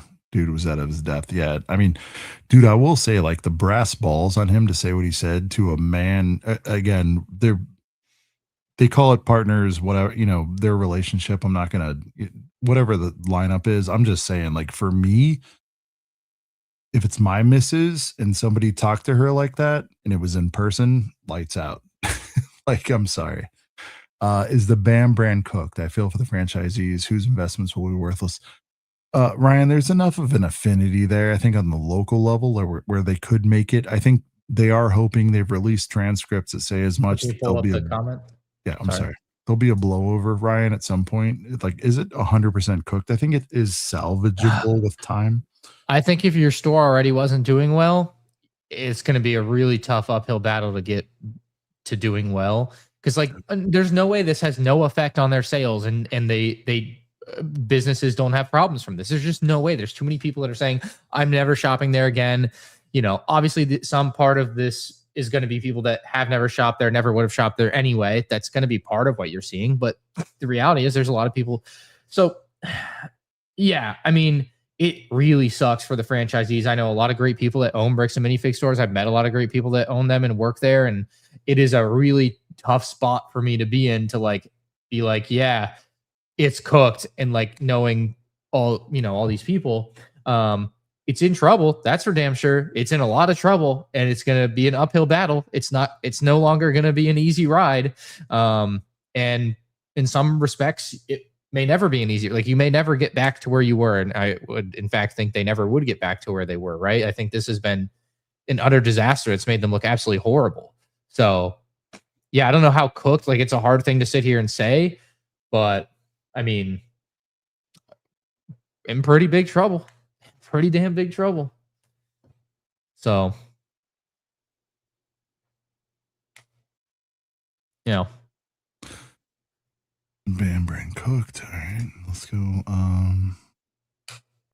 Relationship with BAM corporate prior to transfer. Did we get clarity on that, Ryan? Oh, you did, right? They did a mission together to paraphrase. Yeah, I don't. Well, yeah, but he's asking what the relate. Like I believe one of them or both of them were friends with Eamon beforehand or knew him beforehand. Again, I don't know the extent there. I don't know many CEOs that reach out with somebody sitting on a porch. You know what I mean? Yeah, I mean, I would assume him as the CEO wouldn't just be like, hey, random guy I don't know very well, go to this store and you can just have it for whatever you recover it for. You know, like that's not going to happen with a random guy that he doesn't know very well, I would assume. So I think there are some things to be looked into there. I just don't have that whole picture, but obviously there's a lot there that's unknown, at least on my end right now. By the way, glasses staple. Do you know who that avatar is, Ryan? In the avatar here, no, it's Bruce Leroy. I'll school you. It's so good. One thing I think is replete in the post Gen X generation is not learning how to take an L. The CEO is about to burn this thing to the ground because he cannot lose in his mind. I blame the parents. I mean, yeah, I mean I do wish they would just take the L, if you will. That's how you've seen my video. That's kind of my opinion on it, is like you fucked up so many. Like, look, Ben, you may think, and maybe Ben did do a lot of things wrong and illegal on his end to get us to where we are. But I think they should just eat it, and that would be one of the best things they can do to try and salvage some of the situation. But I mean, what do I know?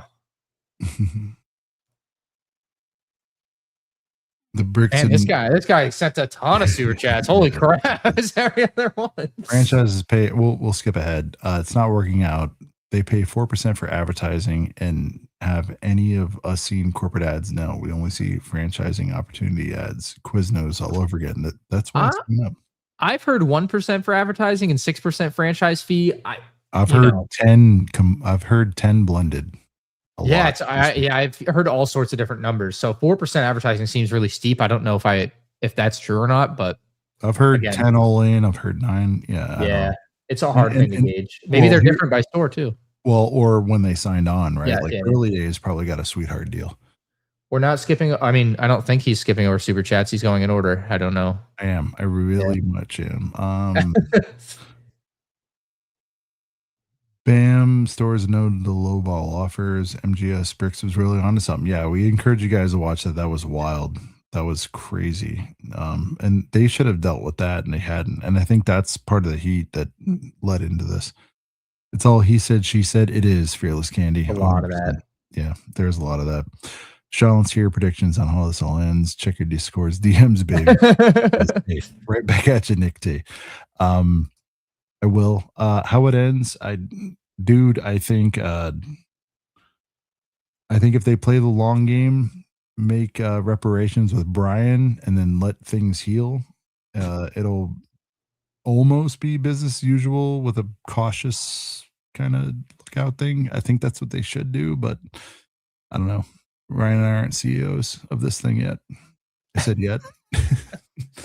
The wildest thing to me is corporate employee who said himself he was basically threatening Crystal and her husband, I think.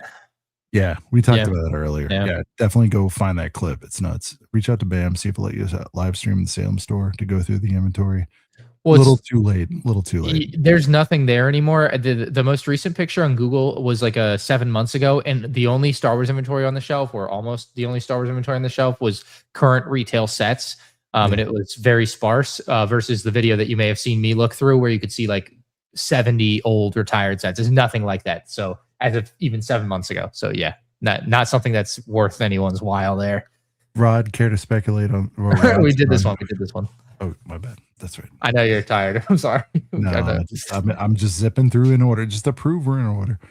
Thank you for the guys doing work. Unbiased, objective way. Thank you. That's all we're trying to do. Unbiased doesn't mean we're not going to get to what your opinion is. It just means I'm starting with an open mind and seeing what's what and trying to figure out what's what with all the facts. Look at all these great, nice, kind super chats again. Thank you for being fair. We're trying, dude. We're just fans of all. Fair to some people means it has to be immediately and only what I think. And it's like, I got to get there. Let me go through it. I bet you haven't read all this. The GoFundMe seems to be a misrepresentation. If Ben already paid Brian for the Legos so he could be the aggrieved party, also Brian was already paid $100K. So why continue to say 200? Yeah, the 200's always been in question. From day one. I don't think it's ever been a legitimate number. Especially for guys like me and Ryan who know the value of this stuff. Like for Lego nerds, where it's like, oh, hold on, break it down. Just because y'all have been covering this so fairly. Thank you, Richard. Beautiful family you have there. Thank you. This wasn't a religious comment, just a joke about how they started their timeline way back in the past. Sorry for the confusion. You said in the beginning God created or something. I remember now. Oh yeah, Chrome. We didn't mean to lash out. Ryan, I thought I was fair and just saying a couple times, no police stuff, no religion, just simply because we're going through their statement. Yeah, it's the not stream. Enough ball knowledge, not enough time. Last but not least, has the value of these increased in value more than usual due to this coverage and publicity? So, Ryan, in addition to appreciation of these sets, which we did cover, we can leave the comment up. Sorry. Oh, sorry. Has the value of these increased more than they usually do due to the, I would say, the notoriety? Like, in other words, if you get a Mansell piece from the Mansell collection. No, I think he's asking if just, of these Star Wars, yeah, I don't know. We don't know. There's no Mansell Legos to be sold. Ryan owns a few Mansell pieces. So not if I sold them on Black Friday. Dude, if I still had them, some sticker boys. Well, if I still had them, I'd have sold them as like we'd have done effectively a charity auction with them at this point. But they would have. I mean, they'd be worth a good bit. I want to pull this up again. I have one. I might have zoomed by it. We're trying to wrap up. We all got to go to bed. We got stuff to do. But, thanks for covering this, fellas. Psych Walker, dude, I loved your guys' coverage last night. I do watch you guys. I'm fans of you guys. I'd love to hook up sometime. You guys do great work over there. Seriously, it's awesome. Yeah, that's about it, guys. We'd love to stay on. We have things, jobs. Wait, we gotta read the last paragraph. Remember? Oh yeah. Do it. I know you guys. Up to June, we got to finish the show, right? Up to June 4th, 2026, investigation. BAM takes action. Following an internal investigation, BAM, with internal and external help, discovered new evidence of negligence. 3 sets of books were manipulated by Crystal. A personal email account to which she retained undisclosed access after leaving was still connected to company data and point of sales records, showing she significantly underreported sales to Brian due to the online disparagement campaign of Reckless Ben. BAM and franchise owners Brandon Best and Joshua Johnson were forced to temporarily close their store on June 4th, 2026, yesterday now.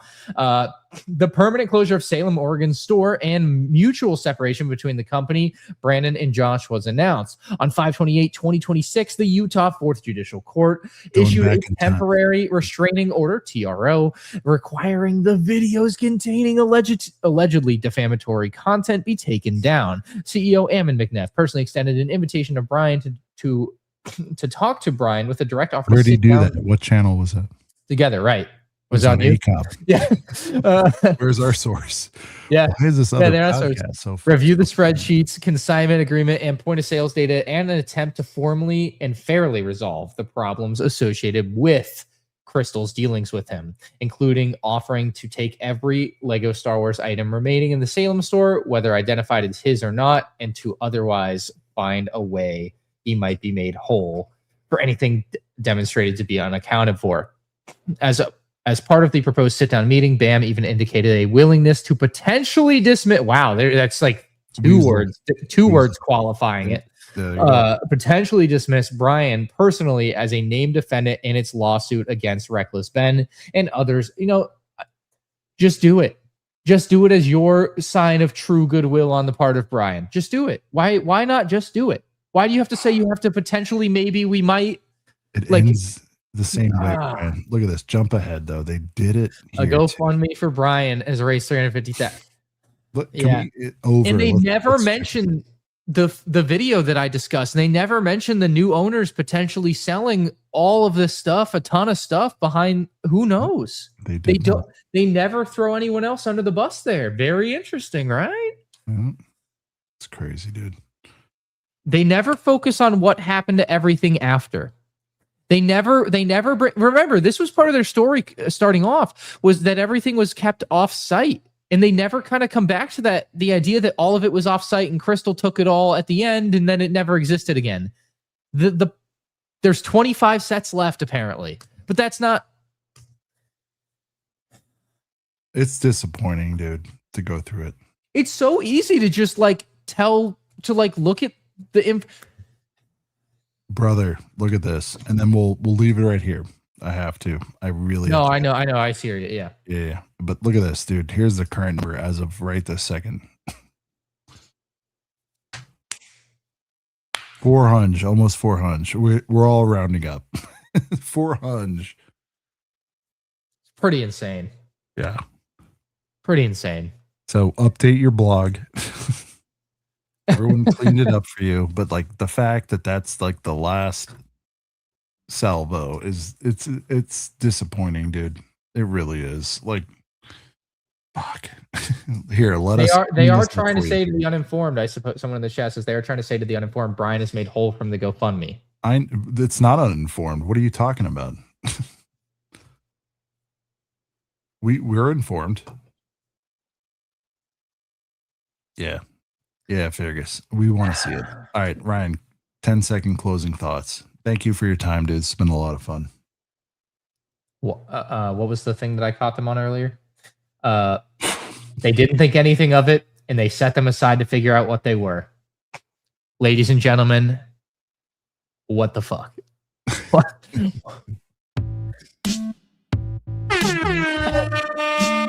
Oh, air horn. I have those. Not as good as mine, though. Mine's on a really fancy board. I have your board. Well, I showed you your board. I know. For Ryan from M&R Productions, for Rod the Kicker, for those who are curious, yes, it is the actual Rod the Kicker. He has different names. The legendary UGA and Indianapolis Colts, Tampa Bay, Arizona Cardinals kicker legend. We want to thank you for joining us on this silly broadcast as we fumble our way through these complicated things. Next week, I promise, solemn swear, if we touch on this, it'll be for a little bit, but we're getting right. I'm sure there'll be. You might have to do a separate episode. We're kind of known as those guys now, but seriously, we all want to get to Rickworld, including Ryan. Yeah, write this down. At Gump Brave says, "Hit me up if you want lawyer commentary. Thanks for the stream. Might be worth your while to have a guy like that on." Will do. For Ryan, for Rod, Sean the right way, saying we'll see you right here next week. Peace.